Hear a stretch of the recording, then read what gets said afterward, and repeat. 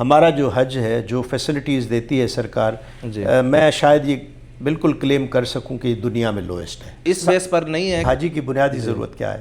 Bed ہونا چاہیے، wardrobe ہونا چاہیے، واش روم ٹھیک ہونا چاہیے، فریج ہونا چاہیے، کھانا ملنا چاہیے. آپ کو پتہ ہے کہ ہم پہ پریشرز بھی آتے ہیں. یعنی پچھلے سال ہماری کمپنی بھی پوچھ رہی تھی، جو ہم ان سے پاسپورٹ کی ارلی ریکویسٹ کر رہے تھے، تو انہوں نے پوچھا کہ یار آپ ایک مرتبہ کیوں نہیں بتاتے کہ آپ کے ملک میں کتنے وی آئی پیز ہیں. ٹھیک ہے، حاجی کی آگے جرنی کس طرح سے گزرے گی وہ یہ خود اپنے ہاتھ سے لکھتا ہے، فارم فل کرتا ہے. اس میں بہت ساری چیزیں لکھی ہوتی ہیں جو انفارچونیٹلی لوگ پڑھتے نہیں ہیں، اور آپ بھی چوری کر رہے ہیں، کیونکہ آپ کو اسلام بھی اجازت نہیں دیتا کہ آپ اس کنڈیشن میں جائیں اور دوسروں کا حج خراب کریں. Director general Hajj commission of Pakistan جناب عبدالوہاب سومرو صاحب، اے ٹو زیڈ جو حجاج کرام ہیں، جب ان کا اختیار ہوتا ہے اور کوٹا سسٹم ہے، بلڈنگ ہے، ٹرانسپورٹیشن ہے، کس فلائٹ میں انہوں نے آنا ہے، کس کمرے میں رہنا ہے. منا میں فی حاجی 1 اسکوائر میٹر جگہ ملتی ہے، کیونکہ منا کیپڈ ہے نا. جی ہاں، منا تو نہیں بڑھ رہا. جو حجاج کرام یہاں آ کر فوت ہو جاتے ہیں، اللہ پاک کو پیارے ہو جاتے ہیں، ان کے حوالے سے کیا پریکٹس؟ آپ پھر پڑوسی ملک سے کے لوگوں سے جا کے پوچھیں، ان کا آدھا دن عبادت کا کھانے میں ضائع ہو جاتا ہے، لمبی لائنوں میں خرچہ اس سے کہیں زیادہ ہوتا ہے. تو 50 لاکھ ویزے ایشو کر دیں تو مینیج ہو جائیں گے. کوٹا جو ہے وہ کون اس کو جو ہے وہ کرے؟ OIC کی ایک کانفرنس کے تحت جس میں فیصلہ کیا گیا تھا کہ ہر ملک کی مسلم پاپولیشن کا 1000 پہ ایک بندہ. تو اوور آل مشاعر کی پوری کتنی کاسٹ ہے؟ آن ایوریج یہ 800 سے 900 کے درمیان. جو A کلاس یا D کلاس ہے اس کے اسپیس میں کوئی زیادہ فرق نہیں ہوتا. کچھ حضرات کے ساتھ ایسا ہوا ہے کہ وہ کرولا کا پیسہ دے کے آئے اور اب مرسیڈیز ڈھونڈ رہے ہیں یہاں پہ. ہمارا حج کسی کو شاید 9 لاکھ میں پڑا ہو، کسی حاجی کو 12 لاکھ میں بھی پڑا ہو. تو وہ پھر کیا پیسے سب پر ڈیوائیڈ کریں گے جو 2-3%؟ سب وہاں پہ جب اس کو بلڈنگ لگ گئی، فلائٹ لگ گئی، اس کا ویزا لگ گیا، تو یہ ساری چیزیں اس کے ویزا کے ساتھ اٹیچ ہو گئیں سعودی مسار سسٹم. نسک کے اندر بھی وہی ساری نسک کے اندر لکھا ہوا ہوگا. تو یہاں پر ہمارے پاس جو ہیں 1-2 حاجی ہیں جو کہ ماشاءاللہ 100 سال سے اوپر کی عمر. جی 2 حاجی ہیں، 104. بسم اللہ الرحمن الرحیم، الحمدللہ رب العالمین، والصلاة والسلام علی اشرف الانبیاء و امام المرسلین نبینا محمد وعلی آلہ وصحبہ اجمعین. اپنی قسم کے ایک علیحدہ اور منفرد پوڈ کاسٹ آج ہم انشاءاللہ کرنے والے ہیں. ہمارے ساتھ آج موجود ہیں director general Hajj commission of Pakistan جناب عبدالوہاب سومرو صاحب.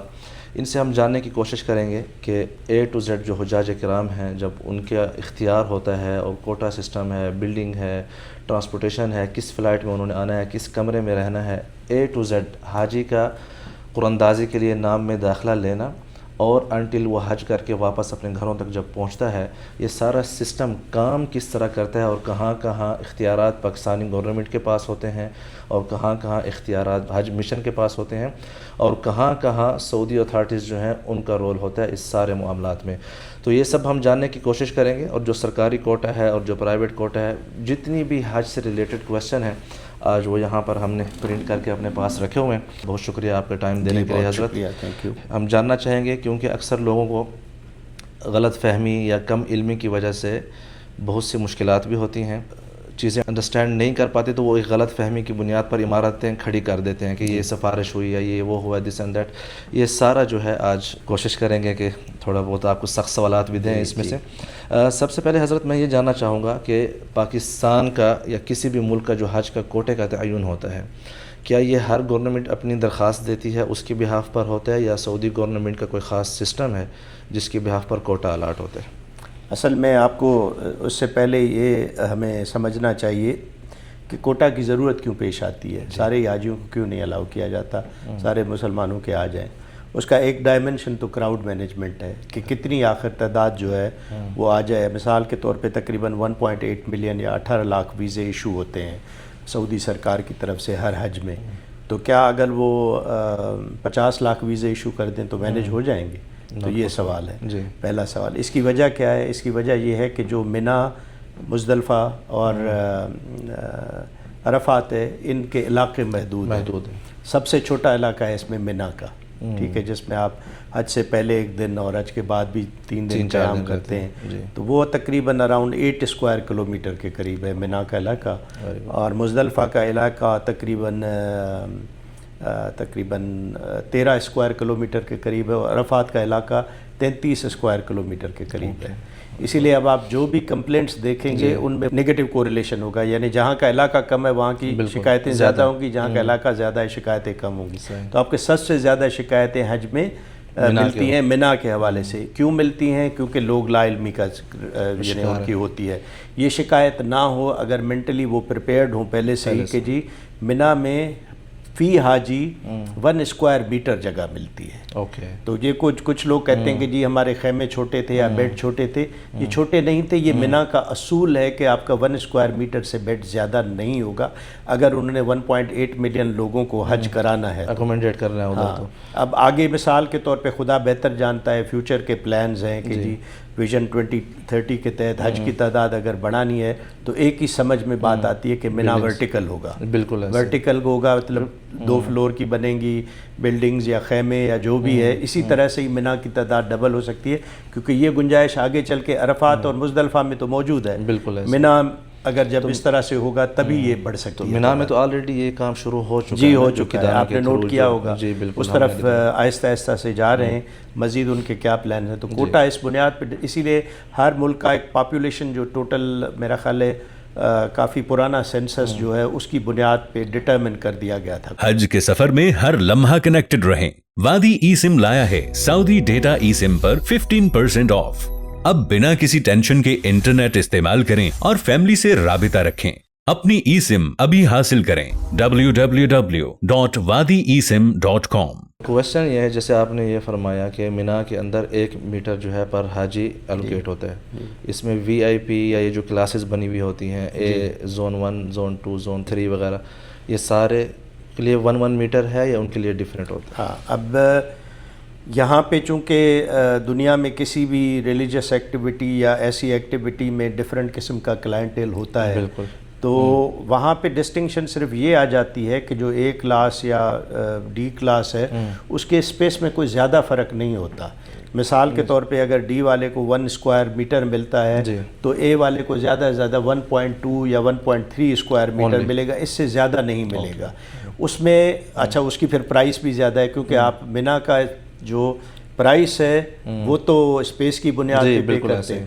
اب اس میں زون 1 کی جو ہے اس سال 2026 میں کیا ہے تقریباً پچھلے سال بھی اور اس سال بھی وہی ہے. جہاں تک مجھے یاد پڑتا ہے تقریباً 1400 ریال یا 1500 ریال پر اسکوائر فٹ ہے. یہ ڈی والا نہیں, اے کا اسپیس 1 اسکوائر میٹر. پھر آپ زون 2 میں آئیں گے تو یہ تقریباً 1200 ریال بن جاتا ہے. زون 4 میں آئیں گے تو 700 ریال بن جاتا ہے.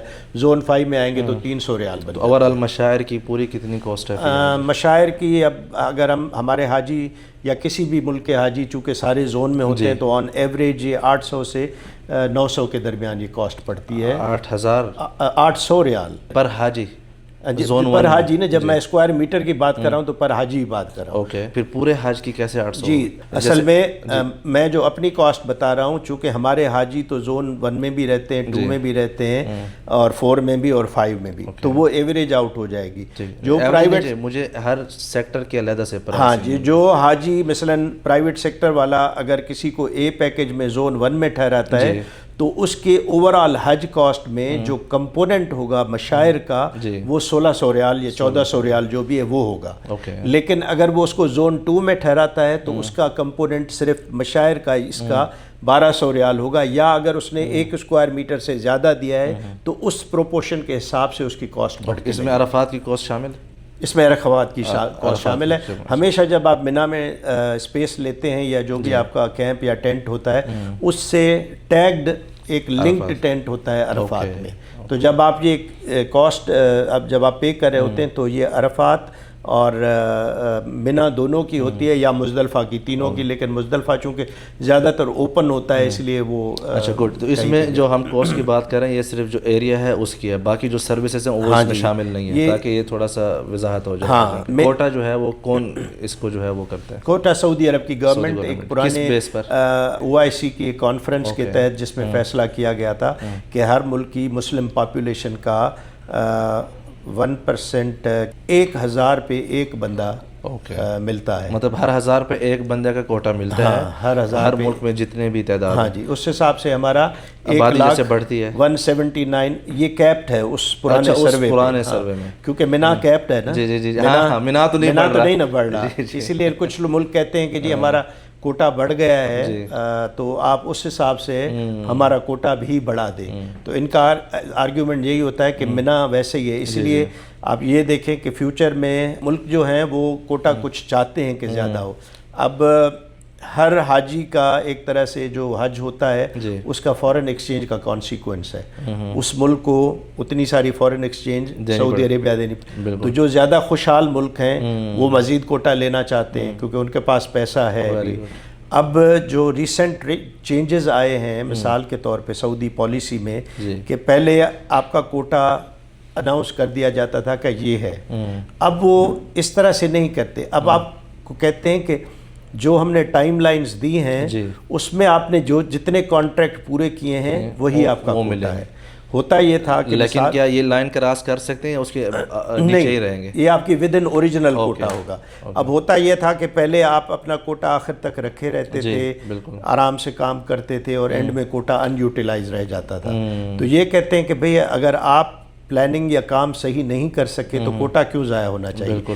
اسی لیے انہوں نے اب کوٹے کو جو ہے وہ ڈیڈ لائن کے ساتھ لنک کر دیا ہے کہ جب تک اگر آپ ڈیڈ لائن پہلے پوری کر دیتے ہیں تو آپ کا وہی کوٹا رہے گا.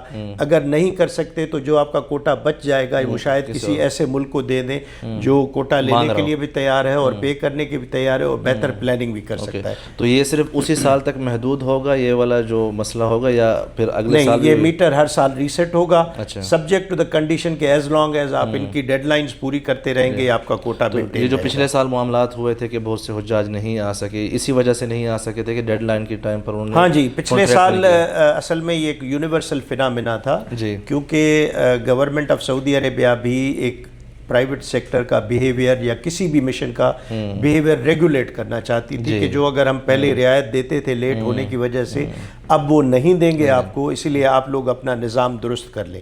اس کا نتیجہ آپ نے اس سال دیکھ لیا کہ سب کے کانٹریکٹس پورے ہو گئے. پچھلے سال ایجپٹ, انڈیا, پاکستان, بنگلہ دیش یا کہیں اور کسی ملک سے یہ کوٹے کم ہوئے تھے اسی وجہ سے کہ کانٹریکٹ پورے نہیں ہو سکے تھے. اس سال سب نے پورے کر لیے. تو جب آپ ریگولیشن کو اسٹرانگ کرتے ہیں تو لوگ کمپلائی کرتے ہیں. تو اس میں ہمیں یہ بات سمجھنے میں آئی ہے کہ یہ جو کوٹا سسٹم ہے یہ OIC کا ایک مشترکہ فیصلہ تھا. اس وقت کی جو پاپولیشن تھی اس کے حساب سے, اس وقت پاکستان کی شاید 18 ملین تھی, 17 کروڑ 90 لاکھ تھی, تو اس لیے 179,210 پہ کوٹا کیپڈ ہے, وہی کیپڈ تب سے. اسی طرح باقی ملکوں میں اس وقت مسلمان آبادی جس طرح انڈیا کی جتنی تھی اس کے حساب سے ان کو کوٹا ملا ہوا ہے. انڈونیشیا چلو یہ بہت بہترین ہو گیا. تو یہ جو پھر پاکستان کے اندر سرکاری اور جو پرائیویٹ کوٹا تقسیم ہوتا ہے وہ کس بیس پر؟ وہ سرکار کا فیصلہ ہوتا ہے. اچھا, گورنمنٹ ہر سال گورنمنٹ جو ہے وہ کیبنٹ کے تھرو فیصلہ کرتی ہے کہ جی 50-50% رکھنا چاہیے, 40-60 رکھنا چاہیے, 60-40% رکھنا چاہیے. تو یہ سرکار کا فیصلہ ہوتا ہے کیونکہ پرائمریلی جو یہ ایگریمنٹ ہوتا ہے حج کا یہ دو گورنمنٹس کے درمیان ہوتا ہے, بائیلیٹرل ایگریمنٹ. ٹھیک ہے, سعودی اور پاکستان, سعودی اور پاکستان یا کسی بھی سعودی کسی بھی کنٹری میں, جس میں چند فنڈامنٹل ریگولیشنز ہوتا ہے جس میں ہوسٹ کنٹری اور جو پلگرم برنگنگ کنٹری ہے وہ دونوں ایگری کرتے ہیں کہ ہم ان ریگولیشنز کے تحت اگلا حج کرائیں گے. Very good. یہ ہر سال نیا ہوتا ہے, ہر سال فریش ایگریمنٹ ہوتا ہے. اس میں کیا چینجنگ ہوتی ہے؟ بہت تھوڑی چینجز ہوتی ہیں. کبھی میڈیکل چینجز ہو گئیں, ہاسپٹل ہم انڈیپینڈنٹلی اسٹیبلش کرتے تھے, ٹھیک ہے, اور ڈاکٹرز ہمارے آ جاتے تھے. اب ریسنٹلی انہوں نے کہا ہے کہ آپ لوکل سعودی کسی ہاسپٹل کو ایز اے سپروائزر لے کے اور ہاسپٹل اور کلینکس اسٹیبلش کریں گے اور آپ کی ساری لائسنسنگ وغیرہ ہے ہیلتھ منسٹری آف ہیلتھ سے ہم اس ہیلتھ سپروائزر. مطلب یہ سارے کام جو آپ لوگوں نے کرنے کے ہیں, حاجی کا تو اس میں کوئی ہمارے کرنے کے ہیں, جو کہ پرائمری ہم کام کر رہے ہیں. پرائمری ہمارا ڈاکٹر ہے اور پیشنٹ دیکھ رہا ہے, میڈیسن دے رہا ہے, وہ ہم نے کور بھی. لیکن جو ریگولیٹری یعنی جو کمپلائنسز کرنی ہے اس کے لیے چونکہ ان کا لوکل جو ہاسپٹل ہے وہ پہلے ہی اسٹیبلش ہوا ہے, ڈفرینٹ جو ہیلتھ انسٹیٹیوشن ہے, تو یہ چاہ رہے ہیں کہ جی ان کے تھرو انوالو کر کے آپ کا جو ریگولیٹری کمپلائنس کا جو کمپوننٹ ہے اس کو آسان بنا تو اس جائے. میں ہمارا مثال کے طور پہ سعودی جرمن ہاسپٹل ہے پچھلے سال سے, ہاں جی, یعنی ہیلتھ سپروائزر ہے, اور اس کو ہم نے اس لیے بھی سلیکٹ کیا تھا کہ وہ خود ایک بہت بڑا اچھا نام ہے, اور دوسرا بات یہ کہ تینوں شہروں میں اس کے ہاسپٹلز موجود ہیں, جدہ, مدینہ اور جدہ. تو جب کوئی پلگرم ہمیں ریفر کرنا پڑتا ہے تو اس میں سے کسی ہاسپٹل میں کر لیتے ہیں. جو لوجسٹک وغیرہ ہے آپ کو لوکلی ساری ہائر کرنی پڑتی ہے یا پاکستان سے بھی اپنی انوینٹری وغیرہ لے کر آ سکتے ہیں؟ جو میڈیکل جو سپروائزری ماڈل ہے اس وقت وہ یہ ہے کہ ہم اپنے ایک ریشو کے تحت, یعنی ہر حاجی پہ ڈاکٹر اور پیرامیڈک کا ریشو ہوتا ہے, وہ بھی ہم پاکستان سے تقریباً 450 لاتے ہیں. ہماری ساری میڈیکیشن بھی پاکستان سے آتی ہے, ٹھیک ہے, انسٹرومنٹس بھی چھوٹے موٹے پاکستان سے آتے ہیں. اگر آگے چل کے انہوں نے مثال کے طور پہ کمپلسری کر دیا کہ آپ سپروائزری سے آپریشنل موڈ میں آ جائیں گے تو پھر سارا کچھ یہیں سے استعمال ہوگا, اور وہ شاید کاسٹ بینیفٹ انالیسس کر رہے ہیں, کیونکہ ہمارے سے اس پہ ان کے ساتھ ایک میٹنگ ہوئی تھی تو اس پہ میں نے ان سے سوالات یہی کیے تھے کہ جی میرا 99% جو پلگرم ہے وہ اردو بولتا ہے, انگلش نہیں بولتا, تو کیا آپ کے ہاسپٹل میں اتنی تعداد ہے میڈکس اور پیرامیڈکس کی کہ آپ وہ آپ سے کمیونیکیٹ کر سکیں. دوسرا میجر کاسٹ امپلیکیشن ہے کہ اگر میں میڈیکیشن یہاں سے لوں گا تو یہاں زیادہ تر جرمنی اور امریکہ سے آتی ہیں دوائیں, تو ایونچولی تو حاجی کے حج کی کاسٹ بڑھ گئی نا. تو اب یہ اس پہ اسٹڈی چل رہی ہے کہ جی کس طرح سے ایسا نظام لیا جائے کہ یہاں سے ریسورس ایلوکیشن یا انگیجمنٹ زیادہ کی جائے لیکن کاسٹ پہ بھی اتنا امپیکٹ نہ پڑے. تو اب دیکھیں یہ آگے اس میں انشورنس والا بھی ایک ماڈل کام کر سکتا ہے. انشورنس تو ہے, جب ہیلتھ سپروائزر ہم لیتے ہیں تو وہ ساتھ میں اس کے ساتھ گورنمنٹ جو ہے وہ یعنی ایگریمنٹ کرتی ہے انشورنس کا, چونکہ جیسے میں نے آپ کو پہلے بتایا کہ پہلے کافی ہمیں مثلا وارڈ کی بھی اجازت ہوتی تھی, 24 گھنٹے سے زیادہ پیشنٹ کو رکھا جاتا تھا, اب نہیں رکھا. ہاں جو پچھلے سال آئی تھنک شاید تھی, جی ہم نے جو پچھلے سال کور کیا میڈیکل مشن سرکاری کا, اس میں میڈیکل وارڈ بھی تھا جس میں لوگ باقاعدہ. اب آپ 12 گھنٹے سے زیادہ نہیں رکھ سکتے, اب آپ کے پاس, ہمارے پاس وارڈ اب نہیں ہے جیسے پہلے ہوتا تھا, ہمیں پیشنٹ کو ڈائریکٹ ریفر ہی کرنا ہے. پھر جو ہاسپٹل میں وہ علاج کروائے گا مثال کے طور پہ, تو وہ جو انشورنس ہوگا وہ سعودی گورنمنٹ اور اس ہاسپٹل کے درمیان ہے. اوکے کوٹے میں ہی واپس آنا ہے میں نے.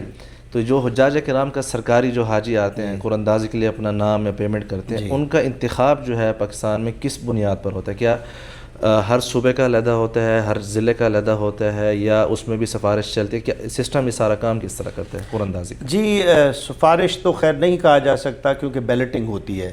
یہ پچھلے یعنی 2026 کے حج سے پہلے تک یہ بیلٹنگ ہوتی تھی, یعنی آپ نے اپلیکیشن جمع کرا لی, لیٹ سے ہمارا سرکار کا کوٹا 90,000 تھا, اب اپلیکیشنز اس سے بڑھ گئیں تو آپ نے بیلٹنگ کرنی ہے.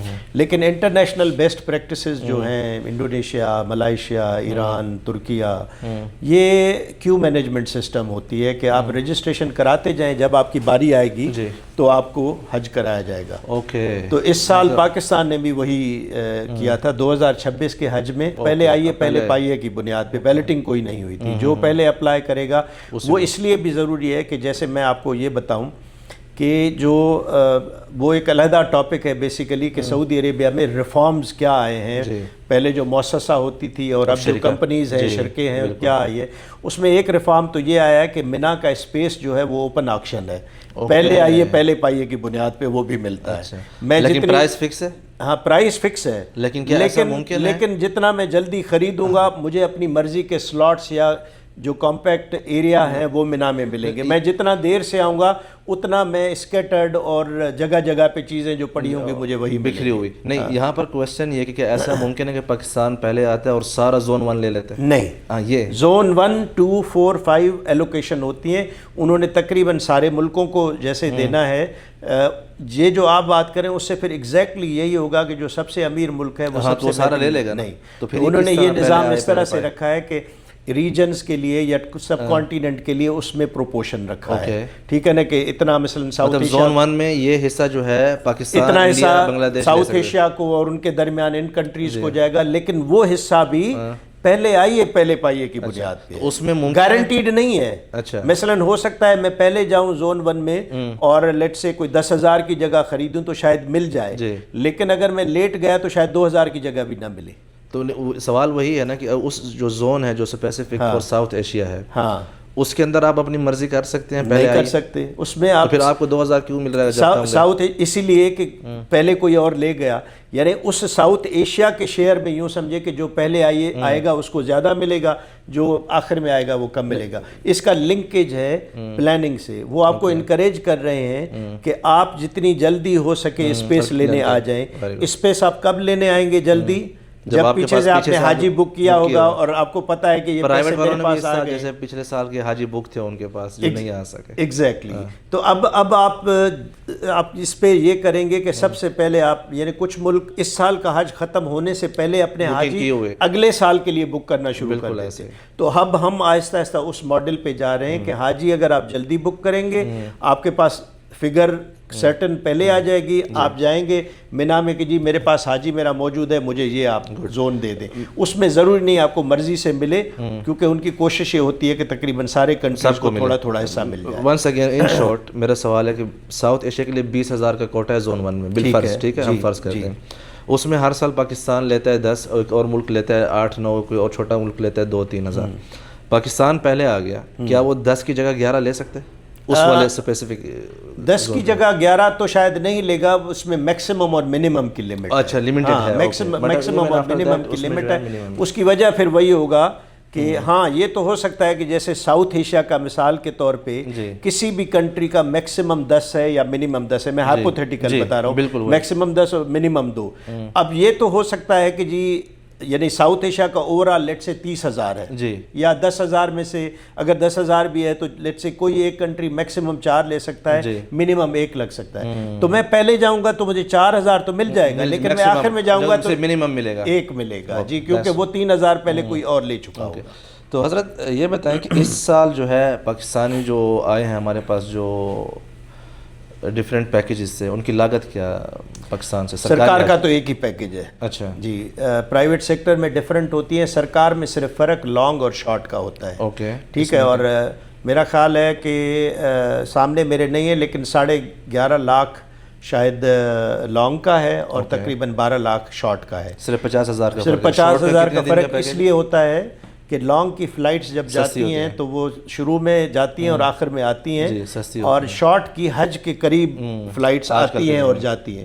تو جتنی فلائٹ حج کے قریب ہوتی جائے گی مہنگی ہوتی جائے گی. تو یہ فیکٹر ان کرنے کے لیے کہ جی آپ کو ہم ان دنوں میں ایئر لفٹ کریں گے اور واپس لے آئیں گے, اس وجہ سے یہ تھوڑا بہت ڈفرینس ہے. شارٹ کے کتنے دن کا پیکیج ہے؟ شارٹ کے 20 سے 25 دن کا پیکیج ہے, اور لانگ جو ہے وہ 38 سے 45 ڈیز تک کا پیکیج ہے. 45 یا 42 ڈیز لیکن ہو جاتے ہیں, کچھ حاجی 45 ڈیز ہو جاتے ہیں, کوئی 100 نمبر یا 200 یا 400 نمبر, سبجیکٹ ٹو جو فلائٹ کی شیڈول ہے. آپ کو پتہ ہے, یہ حاضرین کو بتانا چاہیے کہ ہم جب حاجی ہمارے مکمل ہو جاتے ہیں تو پھر اس حساب سے ان کی فلائٹس لگا کے ہم سعودی عرب گاکا جنرل ایویشن اتھارٹی جو ہے ان کی, ان کو بھیجتے ہیں. وہ فلائٹ کو اپروو کرتے ہیں, لینڈنگ سلاٹس اپروو کرتے ہیں, اس حساب سے پھر پلگرمز آگے پیچھے. ادھر بھی سلاٹس, ادھر بھی فرسٹ کم فرسٹ سروڈ ہے. جتنی جلدی آپ فلائٹ شیڈول دیں گے آپ کو پہلی پرائرٹی پہ سلاٹس اویلیبل ہوں گے, جتنی دیر سے آپ جائیں گے تو آپ کو بچے ہوئے سلاٹس. تو مطلب یہ اتنا آسان نہیں ہے جس طرح ہم سمجھتے ہیں کہ بس جہاز آ رہا ہے, جہاز جا رہا ہے, اس کے پیچھے پورا ایک حاجی کی آگے جرنی کس طرح سے گزرے گی وہ یہ خود اپنے ہاتھ سے لکھتا ہے.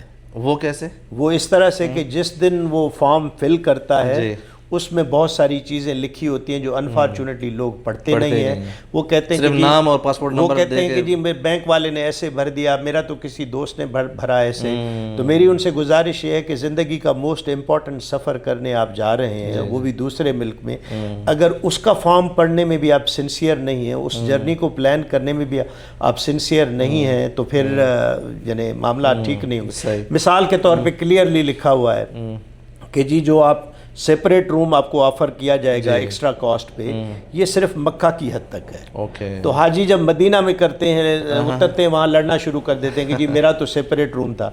इसी तरह अगर शॉर्ट हज है तो उसमें क्लियरली लिखा हुआ है कि शॉर्ट हज की सूरत में मदीना स्टे आपका 2 से 3 दिन का हो सकता है। तो इधर आके कहते हैं इधर आके कहते हैं मैंने तो 8 दिन गुजारे। तो हमने कहा भाई ये तो फॉर्म में लिखा हुआ था कि आप अगर शॉर्ट हज ले रहे हैं, शॉर्ट हज का मकसद ही यही है कि मदीना का स्टे कर्टेल हो। क्यों? क्योंकि आपको पता है कि मदीना में अनलाइक मक्का में जो आप हज जो हाजी का बेड या रूम लेते हैं उसमें वो किसी वक्त भी आ जाए, कोई फर्क नहीं पड़ता। मदीना में ऐसा नहीं होता, महदूद भी है। मदीना में बेड जो है वो फितरे के हिसाब से चलते हैं। मिसाल के तौर पे एक हाजी ने लैंड किया आज और ज़ोहर की नमाज से पहले लैंड किया, तो उसका बेड जो बुक है मदीना के होटल में वो पहला ज़ोहर की नमाज और आखिरी जो जिस दिन उसने 8 दिन के बाद निकलना है उस दिन फजर की नमाज तक बुक है। क्यों? क्योंकि वही बेड फिर आगे किसी दूसरे मुल्क के लिए ज़ोहर की नमाज से दोबारा बुकड है। तो कभी जब फ्लाइट एक दिन या 24 घंटे डिले हो जाती है या अर्ली आ जाती है तो ये हमारे लिए बहुत बड़ा मसला होता है। तो या तो हम हुजाज कराम को किसी और होटल में एक दिन के लिए ठहराते हैं शुरू में या आखिरी दिन में। तो जो लोग कहते हैं कि नहीं जी मुझे इस होटल में ठहराएं या इस होटल में ठहराएं, वो हमारे बस की बात नहीं होती। क्यों? क्योंकि जब आप पहले डिटरमिन कर रहे होते हैं तो आपके फ़्लाइट शेड्यूल से पता होता है कि पहले हफ्ते में हाजी मक्का में मदीना में कितना लैंड करेगा, दूसरे में कितना लैंड करेगा, तीसरे में कितना लैंड करेगा। अब बाय डिफ़ॉल्ट मदीना पहले दिनों में खाली होता है, बीच में भर जाता है, आखिरी दिनों में फिल खाली होता है। तो जो हाजी पहले लैंड कर रहेंगे मदीना में पहले हफ्ते में, चांसेस हैं कि उनको होटल बेहतर मिलेगा। क्यों? क्योंकि खाली होता है, आपको 5 स्टार भी मिल सकता है, 4 स्टार भी मिल सकता है। जो हाजी दूसरे में आएगा चांसेस हैं कि उसको होटल थोड़ा सा उससे कम मिलेगा। रीज़न बीइंग कि अगर उसमें भी मैं 5 स्टार लूँ तो 5 स्टार की कॉस्ट बढ़ जाएगी। पहले फतरे में उस होटल वाले का फ़ायदा है क्योंकि उसका खाली रहता है, इसलिए वो हमें दे देता है। तो हम होटल की नेगोशिएशन इस तरह से करते हैं कि जी मैं पहले फतरे में आपको हाजी जब दूंगा जब आप गारंटी करेंगे सेकंड फितरे में आप मेरा हाजी सारा अकोमोडेट करेंगे। ये नहीं कि उस होटल में करेंगे, अकोमोडेट करेंगे। क्योंकि हमारी प्रेफरेंस ये है कि हमारा हाजी मरकजिया से बाहर न जाए, यानी वॉकिंग डिस्टेंस मदीना में स्पेशली मरकजिया से बाहर न जाए। इसीलिए अपना फिर कुछ लोग कहते हैं कि जी फलां को तो 5 स्टार मिला था, तो हम उनसे कहते हैं कि यार आप पहली फ़्लाइट अगर से आप चाहते हैं मैं आऊँ भी कम और फैसिलिटीज़ भी है हर किस्म की टॉप वाली लूँ, हम आपसे कहते हैं आप पहले हफ्ते में आ जाएं, आपके चांसेस ज़्यादा हैं 5 स्टार के। इसमें क्या हुकूमत पाकिस्तान कुछ सब्सिडी भी दे रही होती है हाजियों को या वो अपने ही पैसों से पूरा हज कर रहे हैं? अच्छा, नहीं भी देती भी है। हाँ, नहीं इस तरह से देती कि डायरेक्ट सब्सिडी नहीं है कि हाजी कोस्ट के ऊपर हाजी के 11.5 लाख है मिसाल के तौर पे, तो उसमें से सरकार कहे कि जी इसमें से 2 लाख मैं भरूंगा या 3 लाख मैं भरूंगा, और देती भी है। किस तरह से कि ये पूरा नहीं, ये जो पूरा हज मिशन चल रहा है, जो मिनिस्ट्री की कॉस्ट है हज चलाने की, ये हाजी की सब्सिडी है। अच्छा, अगर सपोज करें कि ये हाँ जो मतलब सरकार इस पे पैसा खर्च कर रही है ना, अब इसको इस तरह से देखें कि यही कॉस्ट लेके टैक्स वगैरह भी तो लेती है ना सरकार। पाकिस्तान में तो हाजी पाकिस्तानी टैक्स थोड़ा बहुत कंपोनेंट होता है, लेकिन जितना अब मिसाल के तौर पे कुछ रेगुलेटरी यानी टैक्सेस होते हैं हल्के फुल्के। अब मिसाल के तौर पे यही हाजी अगर प्राइवेट सेक्टर में चला जाए तो प्राइवेट सेक्टर को तो सरकार बजट नहीं ना देती हाजी चलाने का, तो वो उस पर अपना प्रॉफिट मार्जिन रखेगा सारे, इसलिए उसका हज थोड़ा सा शायद महंगा हो जाए। तो जब वो सरकार से करता है तो सरकार प्रॉफिट मार्जिन तो नहीं लेकिन सरकार जो सर्विस भी देते हैं ना प्राइवेट हाजी। हाँ नहीं, सर्विस की डिपेंड करता है ना कि वो पैकेज कौन सा लेता है। वरना मिसाल के तौर पे अच्छी बात है कि सर्विस के बुनियाद पे ज़रूर कम्पीट करना चाहिए, कोई नीचा दिखाने के लिए उसका नहीं। अब डी पैकेज का जो हमारा हज है वो 2026 में उसके लिए अनप्रेसिडेंटेड एप्लीकेशंस मिली, तकरीबन 4.5 लाख एप्लीकेशन, शायद पहले नहीं मिली कभी भी इतनी। तो इसका मतलब कुछ यही है ना कि हाजी परसीव कर रहा है कि मेरे लिए ये वैल्यू फॉर मनी ज़्यादा है यहाँ पे, यानी यहाँ पे जो मैं 11.5 लाख या 12 लाख दे रहा हूँ उसके नतीजे में मुझे जो सर्विसेज मिल रही हैं, वो एक फाइनेंस में थ्योरी होती है रैशनल इन्वेस्टर। तो हाजी रैशनली सोचता है, एक ह्यूमन बीइंग रैशनली सोचता है। वो रैशनली सोच रहा है कि यहाँ जो मैं 11.5 लाख दे रहा हूँ इसमें जो मुझे वैल्यू फॉर मनी मिल रहा है वो शायद कहीं और से ज़्यादा है। ठीक है, तो ये और दूसरी प्रेफरेंसेस हैं। लेकिन आई थिंक अक्सर हाजी जो आते भी है ना 11.5 लाख, अगर वो इस तरह सोचते हैं, उनको شاید فرسٹ ٹائم حج پر آ رہے ہوتے ہیں, اتنا اندازہ بھی نہیں ہوتا کہ یار حج میں کس طرح کے معاملات چلتے ہیں. جی تو آئی تھنک وہ جسٹ جو ظاہری طور پر جو کچھ سنتا ہے یا اپنے جتنا ان کے پاس اپنی ساری جمع پونجی ہوتی ہے پوری زندگی کی, اکثر آپ کے ساتھ جی حج پر پاکستان سے اگر ہم بات کریں تو وہ حجاج کرام آتے ہیں, یعنی کہ باقی نہیں آتے, باقی بھی بہت بڑی تعداد آتی ہے, لیکن اکثریت جو ہے اسی سوچ کے ساتھ یار اللہ کا گھر کا ایک دفعہ حج ہم کر لیں. جی میرے خیال سے جی بالکل. اچھا اس میں اب تھوڑی سی بات کو میں اس کو الیبوریٹ ایسے کر دوں, ریال ٹرمز میں ہمارا جو حج ہے, جو فیسلٹیز دیتی ہے سرکار, میں شاید یہ بالکل کلیم کر سکوں کہ دنیا میں لوئسٹ ہے. دنیا میں لوئسٹ ہے. چلیں ہمارے ناظرین سارے نکال لیں گے, آپ نکالیں. آپ میں نہیں, ہمارے ناظرین جو دیکھنے والے ہیں نا وہ سارے نہیں آپ ضرور نکالیں, لیکن انفارمیشن صحیح نکلنی چاہیے, ٹھیک ہے نا, کہ کسی بھی ملک کا ریال بیسڈ حج کتنے کا ہوتا ہے. میں پاکستانی روپی بیسڈ نہیں کرتا, ایگزیکٹلی ریال بیسڈ حج کتنا ہوتا ہے اور کیا کیا فیسلٹیز ملتی ہیں اس میں, ٹھیک ہے. کر لیں آپ, پڑوسی ملک کی بھی کر لیں, کچھ اور ملکوں کی بھی کر لیں. وہ تو کیا, میں آپ کو دعوت دوں گا کہ آپ یہ ہر ملک سے انٹرویو کر کے چھاپیں کہ جی ریال میں کسی ملک کا کتنا سبسڈی ملا کے کتنے کا حج پڑتا ہے, ٹھیک ہے. تو اسی حج کو اگر آپ دیکھ لیں, کچھ دن پہلے کی تھی, ریال میں آپ لوگوں کا کتنا 14,000 ریال میں پڑ رہا ہے تقریباً پاکستان کا. نہیں, ہمارا ہر حاجی کے لیے ویری کرتا ہے. نہیں, ایک ایوریج, ہاں میکسیمم میرا خیال ہے 12,000 کو اگر آپ 12 لاکھ کو آپ کنورٹ کریں جی 12 لاکھ تقریباً 16,000. جو ہمارے پڑوسی حاجی ہیں ان کا تقریباً ریال میں 12 سے 13,000 ریال میں پڑ رہا ہے, صرف ان کا کھانا نہیں ہے. نہیں, 12 سے 13,000 ریال. یہ میں نے خود پوچھا ہے کتنے پڑوسی حاجی سے, اتنا روپے ایکسچینج سے کر کے. نہیں, ان کے جو اس میں سبسڈی شامل ہے, یہ مجھے نہیں پتا. اس لیے میں کہہ رہا ہوں 3.5 لاکھ روپے کا انہوں نے کہا ہم نے پے کیے ہیں جو لانگ پیکج میں آئے ہوئے ہیں, ٹھیک ہے. تو وہ تقریباً 12-13,000 ریال. آپ پہلے یہ کنفرم کر لیں کہ اس میں سبسڈی کتنی ہے اور کھانے کی کاسٹ بھی لگا دیں, کھانا ٹھیک ہے نا. مثال کے طور پہ ہمارا جو کھانا ہے وہ 36 ریال پر ڈے حاجی کو پڑتا ہے, 3 ٹائم کا, ٹھیک ہے نا. ہاں 3 ٹائم کا. تو کسی حاجی کی مثلاً اگر 40 دن حاجی ٹھہرتا ہے, 45 لگا لیں میکسیمم. ہاں جی, میکسیمم 45 لگا لیں. 45 دن ویسے لگا رہے ہیں, لیکن ہم 36 لگاتے ہیں. نہیں, 36 ریال ٹو 45 انٹو 45, یہ 1,620 ریال, 1,600, مطلب آلموسٹ 2,000 ریال کا جو فرق آ رہا ہے. جی جی جی. نہیں, اس میں آپ کو ٹیکسی کے بھی پیسے لگتے ہیں, اس میں سبسڈی کا میں کہوں گا. آپ پچھلے 3-4 سال کمپیئر کریں تو حج کی کاسٹ ہماری وہی رہی ہے. اچھا, ٹھیک ہے, ایون اگر وہ کرنسی اوپر نیچے گئی. جی جی جی 4 سال میں, جب مثال کے طور پہ میں نے 2023 میں پہلا حج یہاں پہ کیا تھا, آرگنائز کرایا تھا, اس کی کاسٹ اور ابھی والے حج کی کاسٹ سرکار میں ایک ہے, لیکن فیسلٹیز بہت بڑھ چکی. وہ تو ظاہر بات ہے, ٹھیک ہے نا. ایئر کنڈیشنڈ حج ہو گیا آپ کا, مشاعر میں بس رد ہو گئی, سنگل ٹرپ ہو گئی. یہ بس رد جو ہے نا اکثر ہم ناظرین کو سمجھ نہیں آگی, تھوڑی تفصیل آپ سمجھا دیں. اس کی یہ ہوتی ہے کہ بیسیکلی جو منا ہے نا, وہ اس میں 2 قسم کے کیمپس آفر ہوتے ہیں. بائی ڈیفالٹ کچھ ایسے کیمپس ہوتے ہیں جن پہ آپ بس یعنی منا میں پہلے دن کے بعد اندر جو موومنٹ ہوگی وہ پیدل ہوگی. اور جو ٹرین والے ہیں کیمپس, وہ یہ ہوتے ہیں کہ آپ کی منا میں مشاعر میں 5 دن موومنٹ صرف ٹرین کے تھرو ہوگی, ٹھیک ہے. یعنی ہر چیز کے ہر آپشن کے ٹریڈ آفس ہوتے ہیں. مطلب منا کے ٹینٹ سے لے کر جمرات آنے تک جو ٹرین استعمال کریں گے. مثال کے طور پہ میں سمجھاؤں, اب ایک حاجی کو بس والا کیمپ لگا ہوا ہے, ٹھیک ہے. اب 2 طریقے ہیں اس کو مشاعر 8 ذی الحجہ کو موو کرنے کے لیے, کہ اگر ہم نے اس کو بلڈنگ سے اپنے ٹینٹ لے جانا ہے منا میں, تو اگر میں نے ردین لیا ہوا ہوگا تو 2 چکر میں وہ ان حاجیوں کو بس اٹھائے گی. ایک ہی بلڈنگ میں پہلے ایک کو لے جائے گی, وہی بس چھوڑ کے واپس آئے گی. واپسی پہ آپ کو پتہ ہے کنجسٹڈ ہوتا ہے, سیکنڈ ٹرپ ہمیشہ ڈیلے کرتا ہے کیونکہ پورے مکہ میں ٹریفک آ جاتی ہے. پھر ان کو لے جائے گی اور پھر ان کو چھوڑے گی. رد کا مطلب یہ ہے کہ ان سارے حاجیوں کے لیے بسیں آئیں گی, ایک ہی وقت میں سب کو لے جائے گی. تو پچھلے سال سے ہم نے ردین ختم کر دی تھی, کاسٹ نہیں بڑھائی, بسیں بڑھا دی ہیں, وہ رد کر دیا. اسی طرح جو ٹرین والا ہوتا ہے, بائی ڈیفالٹ اگر آپ کو ٹرین کا ٹرپ لگا ہے تو آپ کی بلڈنگ کو 3 ٹرپس میں اٹھایا جائے گا.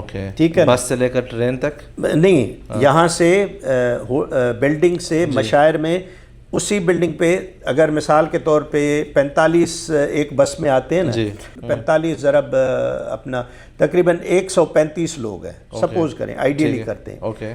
تو وہ ایک ہی بس ان کو 135 کو الاٹ ہوگی، بار بار پہلے 45 کو لے جائے گی چھوڑ کے آئے گی، پھر دوسرے 45 کو لے آئے گی چھوڑ کے آئے گی۔ اب اس پہ کچھ حاجی پریشان ہو جاتے ہیں، یہ ہمارے ساتھ زیادتی ہوئی ہے، دوسروں کو تو ایک ہی مرتبہ میں بس اٹھا کے لے گئی، ہمارے پاس 3 ٹرپ لگائے گئے ہیں، کیا کیوں ایسا کیوں ہوا؟ تو بھائی وہ جو دوسروں کو ایک ٹرپ میں لے آئے گی وہ بس والے کیمپ میں جا رہے ہیں، آپ کو جو 3 ٹرپ میں لے کے جا رہی ہے آپ کو ٹرین والے کیمپ میں جائے۔ ٹریڈ آف کیا ہے؟ ہونا یہ ہے کہ یہاں آپ کو تھوڑی تکلیف ہوئی، انتظار کرنا پڑا۔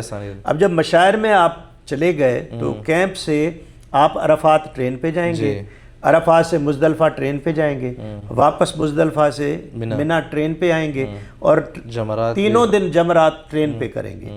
جو بس والی کیمپ والا ہے اس کو پہلے دن یہ ارلی موومنٹ کی فیسلٹی ملی، اب تینوں دن وہ جمرات پیدل کرے گا، ٹھیک ہے نا؟ تو یہ فرق ہے کیمپ بس والی یعنی کیمپ والی اس کا۔ یہ میں اس لیے بھی واضح کرنا چاہتا ہوں کہ ہو سکتا ہے کہ اگلے سال جو حج سرکار بک کرے اس میں یہ آپشن ہی لے لے کہ جی آپ مشاعر میں ٹرین والا کیمپ چاہتے ہیں یا بس والا کیمپ چاہتے ہیں۔ آپ لوگ مطلب حاجی کو یہ سہولت جی پوچھیں گے، جی جس طرح بھی آپ نے کہا کہ بیڈ روم جو ہے وہ آپ کو آگے ہم ان چوائسز کو مزید واضح کریں گے۔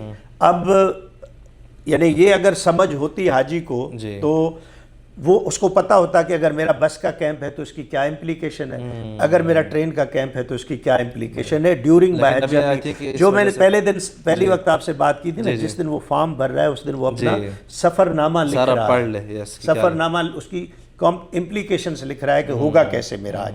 لیکن اس میں حضرت اکثر یہ ہوتا ہے نا، جیسے ہم نے تھوڑی دیر پہلے بھی بات کی، اکثر حاجی پہلی دفعہ آ رہے تو ان کو پتہ ہی نہیں ہوتا نا کہ یار کیا سین ہے۔ یہاں رول آتا ہے ٹریننگ کا، یہاں رول آتا ہے ٹریننگ کا۔ جو فارم فل کرا رہا ہے اس کو چاہیے کہ تھوڑی اچھی طرح سے سمجھا۔ ماشاءاللہ آپ جیسے حضرات ہم نے دیکھا ہے کہ بہت ساری ویڈیو بنا رہے ہیں، الحمدللہ۔ جب آپ اتنے بڑے سفر پہ آ ہی رہے ہیں تھوڑا دیکھ تو کوئی مہینہ 1.5 مہینہ سے پہلے ایسی ویڈیو دیکھنا شروع کر دیں یوٹیوب پہ۔ ہمارے جو منسٹری کے ٹریننگ سیشنز ہیں وہ اٹینڈ کرنا شروع کر دیں۔ کسی زمانے میں انفارمیشن کلیکٹ کرنا، ایکسیس انفارمیشن جو ہے نا وہ پرابلم ہوتی تھی، ایکسیس ٹو۔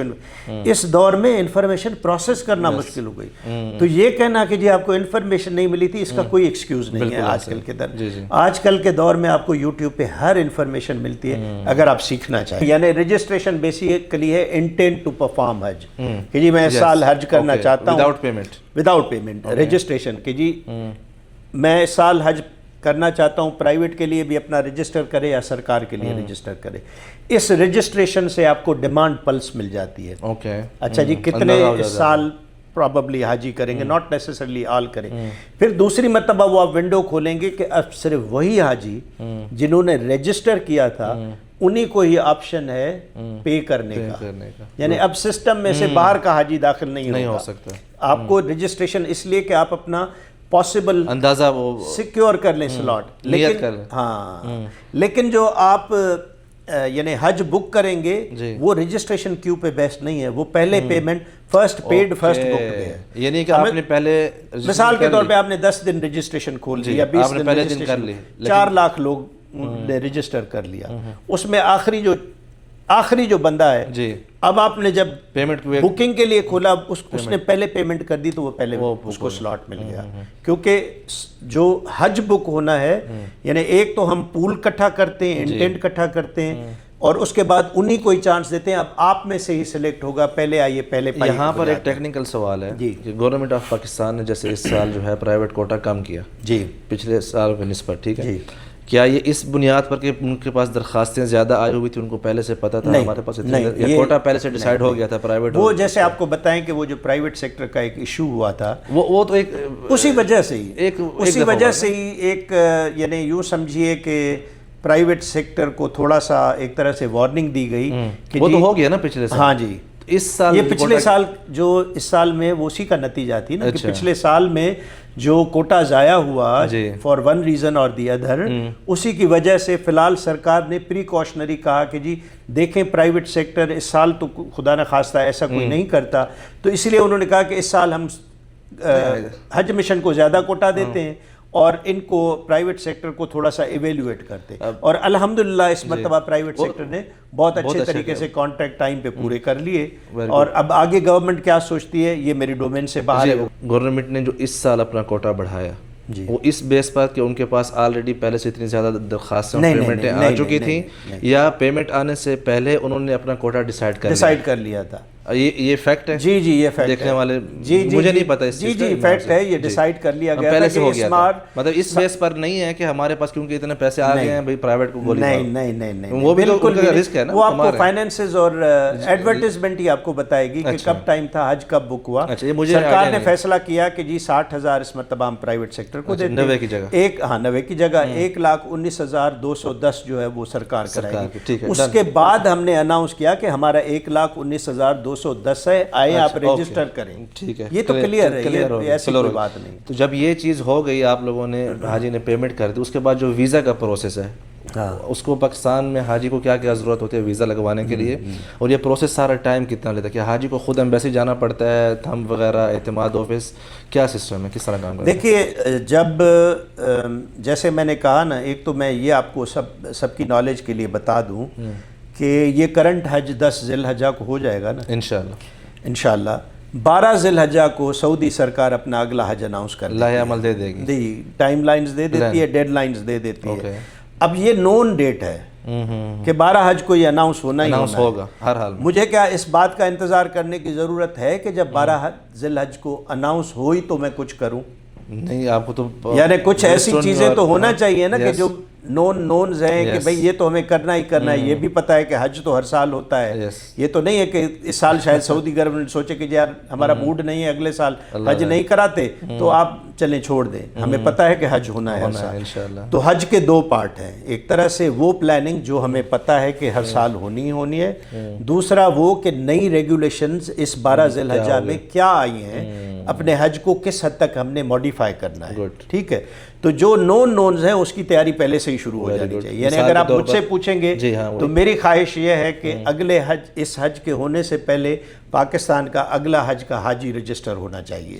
مطلب میری ہوگا نا آپ کے پاس جو 4 لاکھ جنہوں نے پچھلے سال کیا تھا، کیا جو نہیں آئے وہ دوبارہ کریں گے؟ وہ سرکار اس پہ ابھی یعنی یہ منسٹری سے ہی ایونچولی یہ چیز آنی ہے کہ وہ کس طرح سے اس کا فیصلہ لیتی ہیں. میری خواہش یا ریکمنڈیشن کم از کم یہی ہوگی کہ جو پچھلے سال میں کیو میں رہ گئے تھے پہلا چانس ان کو ملنا چاہیے، اور باقی جو نئے رجسٹر کریں گے بعد میں ان کو ملنا چاہیے. دیکھیں جیسے میں نے کہا نا، یہ انٹرنیشنل بیسٹ پریکٹس ہے. اس سے ایک تو یہ ہوگا کہ جی پیرا ٹروپرز جو ہیں بیچ میں جو چھلانگ مارتے ہیں وہ نکل جائیں گے.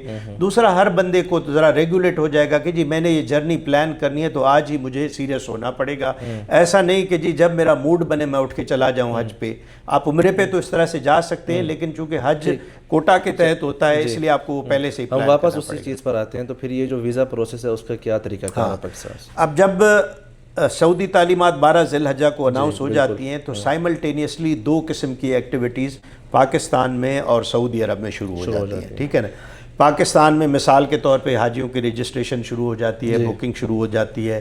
ساتھ ہی میں آپ کی جو فلائٹ شیڈول ہے، جب وہ حاجی بک ہو جاتے ہیں تو ان کا فلائٹ شیڈول لیا جاتا ہے، ایئر لائن سے کانٹیکٹ کیا جاتا ہے، معاہدہ ہوتا ہے. ایک لمبا پروسیس ہے، چلتا رہتا ہے. ادھر سے ہم کیا کرتے ہیں، ادھر سے ہم فوراً مثال کے طور پہ حاجی کی جتنی پروکیورمنٹ ہے، مدینہ ہاؤسنگ، مکہ ہاؤسنگ، ٹرانسپورٹیشن، لیکن ان میں اس کو سیکوینس میں چلیں تو سب سے پہلے جیسے ہی حج انا ہوا ہمارے پاس سروس پرووائڈر کمپنی، جس کو طوافہ کمپنی کہتے تھے، وہ پہلا اسٹیپ ہے، وہ ریڈی ہونا چاہیے. ٹھیک ہے.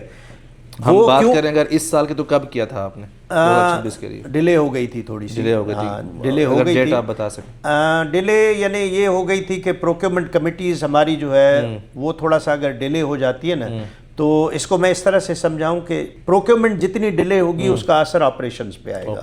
جتنی جلدی آپ پروکیورمنٹ کریں گے، آپ کی پلاننگ، یہ جو سعودی سرکار اپنی ٹائم لائنز کو اتنا پہلے لے آئی، اس کی کوئی منطق ہوگی نا، کوئی وجہ ہوگی نا.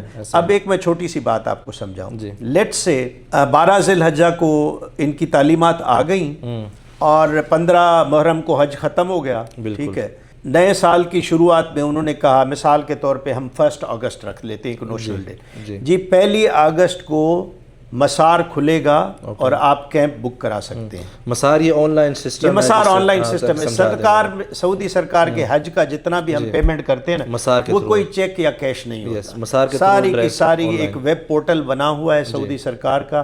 ہر سروس پرووائڈر کو ہم نے پیسے دینے ہیں, پیسے منسٹری آف حج اینڈ عمرہ کے تھرو راؤٹ کرتے ہیں, آگے سے وہ کس طرح سے دیتے ہیں یہ وہ جانے, ان کا کام جانے, ہم نے مسار میں دینا ہے. یعنی اگر اس کو میں اس کارنر اسٹون پہ بھی اگر چیک کروں کہ اگر پاکستان میں پبلک پروکیورمنٹ ریگولیٹری اتھارٹیز کے رولز ہیں, ٹھیک ہے نا, ہمیں ان کے تحت چلنا ہوتا ہے. زیادہ تر ہم یہاں کے نظام کے تحت چلتے ہیں, اس لیے رول کو اسپرٹ میں فالو کرتے ہیں. پریکٹیکلی 100% فالو ہو نہیں سکتے, کیونکہ یہاں پہ ہر پیمنٹ جو ہے یہ 800 ملین 900 ملین 1 بلین ریال یہ سب سے پہلے ایڈوانس میں پے کی جاتی ہے مسار میں. اس وقت تک ہمیں کوئی سروس نہیں ملی ابھی تک. آپ کو طوافہ کمپنی 1 اگست سے پہلے سلیکٹ کر کے رکھنی ہے. ہم سلیکٹ کیسے کرتے ہیں, ہم اخبار میں ٹینڈر دیتے ہیں, اس کے تحت لوگ اپلائی کرتے ہیں, ٹھیک ہے, اور یعنی کمپنیاں اپلائی کرتی ہیں, پھر ایویلیویشن ہوتی ہے اور اس کے بعد سلیکشن ہوتی ہے. اب یہ ہم ٹینڈر کب کر سکیں گے, جب ہماری پروکیورمنٹ کمیٹی نوٹیفائیڈ ہوگی. اب یہ نوٹیفائیڈ اگر نہیں ہوئی پروکیورمنٹ کمیٹی تو اس کا مطلب ہے ہم ٹینڈر نہیں کر سکتے. ٹینڈر نہیں کر سکتے تو ہم ایس پی سی سلیکٹ نہیں کر سکتے. ایس پی سی سلیکٹ نہیں کر سکتے تو مینا کا کیمپ نہیں لے سکتے. مینا کا کیمپ نہیں لے سکتے تو کیمپ ختم ہو جائیں گے, آخر میں جو ٹوٹے بچیں گے ادھر ادھر وہی ہم لے پائیں گے. تو آپ یہ دیکھیے کہ پہلے ڈیسیشن کا امپیکٹ کہاں تک جاتا ہے. جب آپ کو کیمپ پرماننٹلی اسکیٹرڈ ملے تو آپ کی ساری پلاننگ جو ہے, آپ کے حاجی پرماننٹ ڈیفرنٹ سٹیجز پہ جائیں گے, آپ کمپیکٹ بلاک نہیں بنا سکیں گے. تو ارجنٹلی آپ کو حج سے پہلے جو فیصلہ پہلا کرنا ہوتا ہے, ارسپیکٹو حاجی بک ہو نہ ہو, مثال کے طور آپ کو اپنی سروس پرووائڈر کمپنی سلیکٹ کرنی ہوگی کہ جس دن مسار کھلے مینا کے لیے آپ پہلے سے کود پڑیں اور اپنی ایز فار ایز پاسبل آپ اپنے کمپیکٹ لوکیشنز مشاعر میں بک کریں. گڈ. اس کے بعد اگلا مرحلہ, اچھا اگلا مرحلہ جیسے میں نے آپ سے کہا کیمپ لینا ہے, ٹھیک ہے نا. اب یہ جو ہے تقریباً اگست کے مہینے میں یہ چیزیں ڈیسائیڈ ہو جاتی ہیں. اب یہ جون مئی کی اینڈ پہ حج ختم ہو جائے گا نا, ٹھیک ہے, محرم تک ویسے چلتا رہے گا. لیکن سپوز کریں مئی جون میں اگر حاجی کی رجسٹریشن کر دی جائے, ٹھیک ہے نا, جولائی میں اگر آپ حاجی کی بکنگ بھی کر دیں تو آپ کو پتہ تو ہو گیا نا کہ میرے پاس کتنا حاجی ہے. اتنے حساب سے آپ سائملٹینیسلی آپ ایس پی سی کا پروسیس شروع کر دیں, یعنی ادھر سے حاجی کا نمبر تیار ہو, ادھر سے ایس پی سی تیار ہو, تاکہ آپ ایگزیکٹلی جا کے مینا میں خرید سکیں جو ضرورت ہے. اور آگے شاید سرکار لانگ ٹرم پلاننگ پہ بھی جائے, کیونکہ لانگ ٹرم پلاننگ یہاں پہ ضروری ہے. بالکل. کیسے, مثال کے طور پہ ہم کسی کمپنی کے ساتھ جاتے ہیں کہ جی ہم آپ کے ساتھ, اب یہ جو ہم ہر سال کر رہے ہیں ایک کمپنی سلیکٹ کرتے ہیں, تو جو مینا میں ہم کیمپ خریدتے ہیں اس سال بنتے ہیں, پھر اینڈ میں اکھڑ جاتے ہیں, اگلے سال پھر نئے بنیں گے جہاں جہاں آپ کو کیمپ ملے, ٹھیک ہے. وہی کمپنی بھی آپ کے پاس آ رہی ہے نا, اس کی کاسٹ پھر زیرو سے سٹارٹ ہوتی ہے. اگر آپ کسی کمپنی کو 2 یا 3 سال کے لیے لیں گے تو اس کو پہلے سال میں کاسٹ جو آئے گی دوسرے اور تیسرے سال میں وہ نہیں آئے گی. صحیح بات. تو اس کی فکسڈ کاسٹ 3 سالوں پہ ڈیوائیڈ ہو جائے گی. اوور آل یہ کس کو فائدہ ہوگا, حاجی کو یہاں فائدہ کی ہوگا. پلاننگ ہے نا, اس میں آپ لوگوں کو تو کوئی عمل دخل نہیں. ہمارا ہے نا عمل. کیسے ہے؟ اگر مجھے سرکار اجازت دیتی ہے کہ کون سی, پاکستان کی سرکار یہ تو انکریج کرتی ہے. پچھلے سال جیسے ہم تو دیکھتے ہیں عرفات ہر سال دوبارہ سے آباد کیا, اسی لیے پچھلے سال اس سرکار نے ایک نیا یعنی 2026 کے حج میں انہوں نے انٹروڈیوس کیا تھا کہ جی سب مینا کھلنے کے بعد پہلا آپشن مینا پہ یا رائٹ ان کو دیا جائے گا جو لاسٹ ایئر سے اپنے کیمپ ریٹین کرنا چاہتے ہیں. اوکے جی, ایس پی سی اور کیمپ ریٹین کرنا چاہتے ہیں. کچھ ملکوں نے کیا, انہوں نے کہا کہ ہماری ایس پی سی بھی یہی ہے, ہمارے کیمپ بھی وہی ہے. ان کی پرائس پچھلے سال سے کم ہو گئی کیونکہ اس میں پہلے ہی ایس پی سی کی انویسٹمنٹ ہو چکی تھی. انہوں نے کہا میں ساری چیزیں دوبارہ نہیں کھڑی کروں گا, اس کا ویریبل کمپوننٹ میں آپ کو چارج کروں گا, ٹھیک ہے, اور آپ کی کیمپ بھی دوبارہ پلان نہیں کرنے پڑے, ڈسلوکیشن نہیں ہوئی, ٹھیک ہے. تو یہ اگر آپ اس پہ جائیں گے تو سپوز کریں آپ کا ایکسچینج ریٹ تھوڑا سا ہوتا بھی ہے, ادھر ادھر ہوتا ہے, مین کاسٹ بچ رہی ہے, یا انفلیشن ہوتا ہے, تو یہ لانگ ٹرم پلاننگ اس شاک کو ایبزارب کر دیتی ہے. تو میری اگر مجھ سے ایز اے ڈی جی کوئی سوال پوچھے گا تو میری خواہش یہی ہوگی کہ سرکار کو اب لانگ ٹرم پلاننگ پہ جانا چاہیے، کم از کم اس حد تک تو لانگ ٹرم پہ جانا چاہیے، اگر بلڈنگ اور دوسرے کانٹریکٹس میں وہ نہیں بھی جاتی تو اوکے جی 3 سال تو اس کے بعد تو اب یہ ہو گیا، جی اب کیمپس کا مرحلہ طے ہو گیا۔ اب جو سب سے بڑی لیندی ایکسرسائز ہے نا حج میں وہ ہے مکہ میں بلڈنگز لینا۔ اوکے مدینہ اس لیے آسان ہے کہ مدینہ میں ساری ایک جگہ پہ موجود ہیں، ہفتے ہفتے کے لیے حاجی آتے ہیں، آپ اکوموڈ، اور ان کو زیادہ انسپیکٹ کرنے کی بھی ضرورت نہیں ہوتی کیونکہ وہ تصنیف والے رننگ ہوٹل ہیں، سال کے سارا سال عمرہ چلتا ہے، عزیزیہ سارا بند ہوتا ہے سارا سال ادھر، تو ان کو ہم بٹھا کے گروپس کے ساتھ کرتے ہیں، ان کی انوینٹری دیکھتے ہیں کون سے ہوٹل ہیں، پہلے فطرے میں کون سا ہوٹل دیں گے، دوسرے میں کون سا ہوٹل دیں گے، اس طرح بیٹھ کے ان کے ساتھ وہ فائنلائز کر دیتے ہیں۔ ایکچولی آپ کو جانے کی ضرورت نہیں پڑتی، آلدو جب اس میں انوینٹری میں کوئی نیا ہوٹل ہوتا ہے تو ہم لوگ وزٹ کرتے ہیں اپنی ٹیم کے ساتھ۔ جی جو مکہ میں ہے یہاں پہ 2 قسم کی انوینٹری ہوتی ہے، ایک بلڈنگز ایک ہوٹلز۔ ہوٹلز وہ ہیں جو سارا سال چلتے ہیں، بلڈنگز وہ ہیں جو سارا سال بند رہتی ہیں، ٹھیک ہے۔ اچھا، دونوں میں واضح پرائس میں فرق ہے، ہوٹل ہمیشہ مہنگا ہوتا ہے، بلڈنگ اس سے ریلیٹیولی سستی ہوتی ہے، ٹھیک ہے۔ بلڈنگ کی مارکیٹ کس طرح سے فنکشن کرتی ہے، یہاں پہ بھی میں پپرا کا ایک ریفرنس دے دوں آپ کو۔ ہم جب اخبار میں ٹینڈر دیتے ہیں کہ ہمیں مکہ میں بلڈنگز چاہیے تو شاذ و نادر یہ ایسے ہوا ہے کہ کوئی 10-12 ہزار سے زیادہ اپلیکیشن ملی ہوں، یعنی 10-12 ہزار بیڈ سے زیادہ، کیونکہ مکہ کا نظام ڈیفرنٹ ہے، یہ اخبار کو نہیں دیکھتے، کوئی کسی کا مالک گسی میں بیٹھا ہوا ہے، کسی کا ریاض میں بیٹھا ہے کہیں، یہ زیادہ تر لوکل ایجنٹس کے تھرو آپریٹ کرتے ہیں، لیکن الحمدللہ ہم اپنے دفتر میں کسی ایجنٹ کو گھسنے نہیں دیتے، ٹھیک ہے۔ Over the period of time آپ کے پاس جو انوینٹری جمع ہوئی ہے یا ان کے جان پہچان والوں کے ساتھ، کیونکہ ہمارا اصول یہ ہے کہ ہم نیگوشیٹ صرف مالک سے یا مستاجر سے کریں گے، ایجنٹ سے نہیں کریں گے، ٹھیک ہے، تاکہ جو مالک ہے ہم ریٹ نیگوشیٹ اس سے کر سکیں، تاکہ بیچ میں جو ایجنسی کی 50-100 جو کاسٹ ہوتی ہے مارکیٹ میں وہ ایونچولی حاجی کی جیب سے نکلتی ہے، تاکہ وہ نہ نکلے۔ ایک مین وجہ یہ بھی ہے کہ ہم پچھلے 2-3 سالوں میں جو بلڈنگز ہیں ان کو بڑا اچھے ریٹس پہ لیتے رہے ہیں، کیونکہ نیگوسیشن میں ہماری ساری ٹیم خود ہوتی ہے۔ اپلیکیشن فارم ہوتا ہے حاجی کا یا جو ایڈورٹیزمنٹ ہوتی ہے اس میں بھی یہ لکھا ہوتا ہے کہ یہ سرکاری حج ہے، منیمم پیسوں والا حج ہے، آپ کی رہائشیں موسٹ پروبیبلی یا عزیزیہ یا بطہ قریش یا ہائی نسیم میں ہوں گے، ٹھیک ہے۔ کیونکہ یہ ایک میں آپ کو بات بتاؤں کہ کبھی کبھار وہ کہتے ہیں کہ آپ کو مشہوری اور اچھا کام گلے بھی پڑ جاتا ہے۔ 2025 کے حج اچھے اور اس کی مارکیٹ ہونے کی وجہ سے مجھے محسوس ہوا ہے کہ 2026 میں امیر لوگ زیادہ کود پڑے ہیں اس حج میں، ٹھیک ہے، جو ادروائز جو ہے وہ یعنی پرائیویٹ سیکٹر میں زیادہ پیسے دے کے کر سکتے تھے، تو وہ ایکسپیکٹیشن اب مینیج کرنا کہیں مشکل ہو رہی، کیونکہ وہ ایکسپیکٹیشن غلط ایسوسیٹ کی گئی تھی۔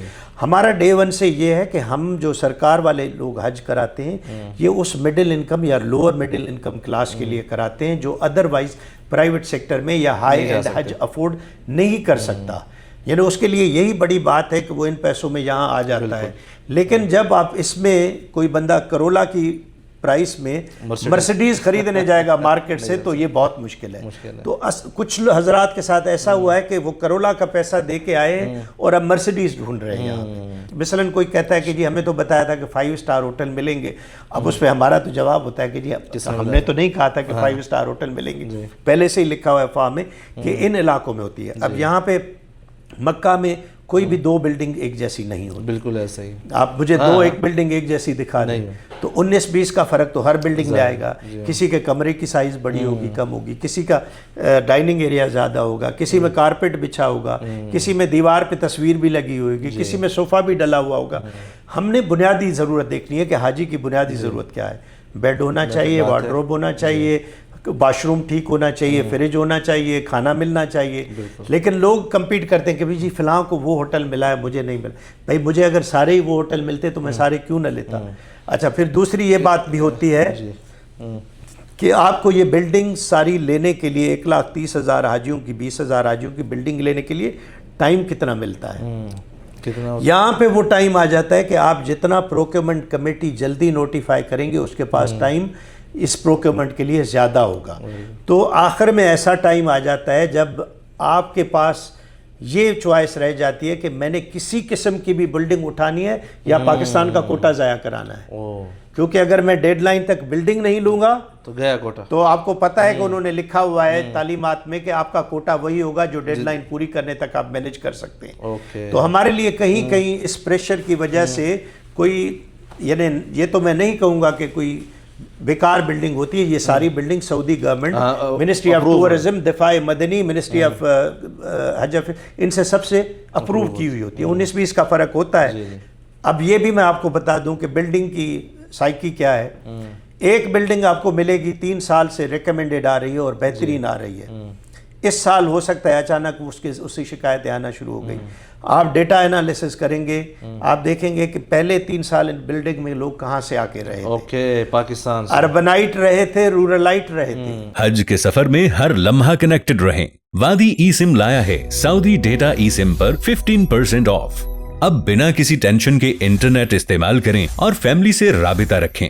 اپنی ای سم ابھی حاصل کریں www.wadiesym.com. یہ بھی ڈیٹا آپ لوگ جمع کرتے ہیں؟ جی. اس سے آپ کو فیڈ بیک ملتی ہے کہ اس بلڈنگ سے شکایت کیوں آتی ہے. آپ کو پتہ جنا جی اس میں تو ایلیٹ آ گئی ہے, اس میں تو بہت پوش علاقے کے لوگ آ گئے ہیں, ان کی ایکسپیکٹیشن ڈیفرنٹ ہوتی ہے. یہی بلڈنگ آپ کسی مثلا رورل ایریا والے بندے کو یا جس نے لائف اسٹائل ایسا نہ دیکھا ہو تو وہ کہے گا جی آپ نے تو مجھے جنت میں رکھا ہوا ہے, بیڈ بھی موجود ہے, اے سی بھی چل رہا ہے, فریج بھی موجود ہے, 3 وقت کا کھانا مل رہا ہے, دروازے سے جو ہے نا وہ گاڑی اٹھا کے حرم لے جاتی ہے, واپس لے آتی ہے. انفیکٹ کچھ لوگ ہمیں کہتے ہیں کہ ہم نے تو زندگی میں اس طرح کا ٹھاٹ باٹ نہیں دیکھا. اب یہ ڈیپینڈ کرتا ہے اپنی زندگی کس طرح کی گزاری ہے. تو میں نے کہا نا وہ ایکسپیکٹیشن مینیج کرنا بہت ضروری ہے. آپ سارا ڈیٹا انالائز کرتے ہیں کہ بھئی کس قسم کے لوگ آ رہے ہیں, کس بیک گراؤنڈ سے, اور ان کی کس قسم کی شکایت. اب مثال کے طور پہ کسی ایک بلڈنگ سے ہمیں شکایت ملی کہ جی یہاں کا کھانا اچھا نہیں ہے. ہو سکتا ہے 19-20 کا فرق. ہمارے پاس 10-12 کچن ہوتے ہیں سب کو کیٹر کرنے کے لیے, ذائقوں میں بھی فرق ہوتا ہے. پھر آپ یہ بھی دیکھیں کہ جی کراچی سے پشاور تک جائیں گے تو آپ کے پاس ٹیسٹ برڈ کتنے ہیں. بالکل مرچوں سے معاملہ شروع ہوتا ہے, نمک پہ ختم ہوتا ہے. ٹھیک ہے نا. اب ایک ہی بلڈنگ میں کوئٹہ کے لوگ ہیں, پشاور کے ہیں, کراچی کے بھی ہیں, کیا سیٹسفائی ہو پائیں گے؟ مشکل ہے. تو کیا آپ اس چیز کو مینیج نہیں کر سکتے کہ ایک ہونا چاہیے.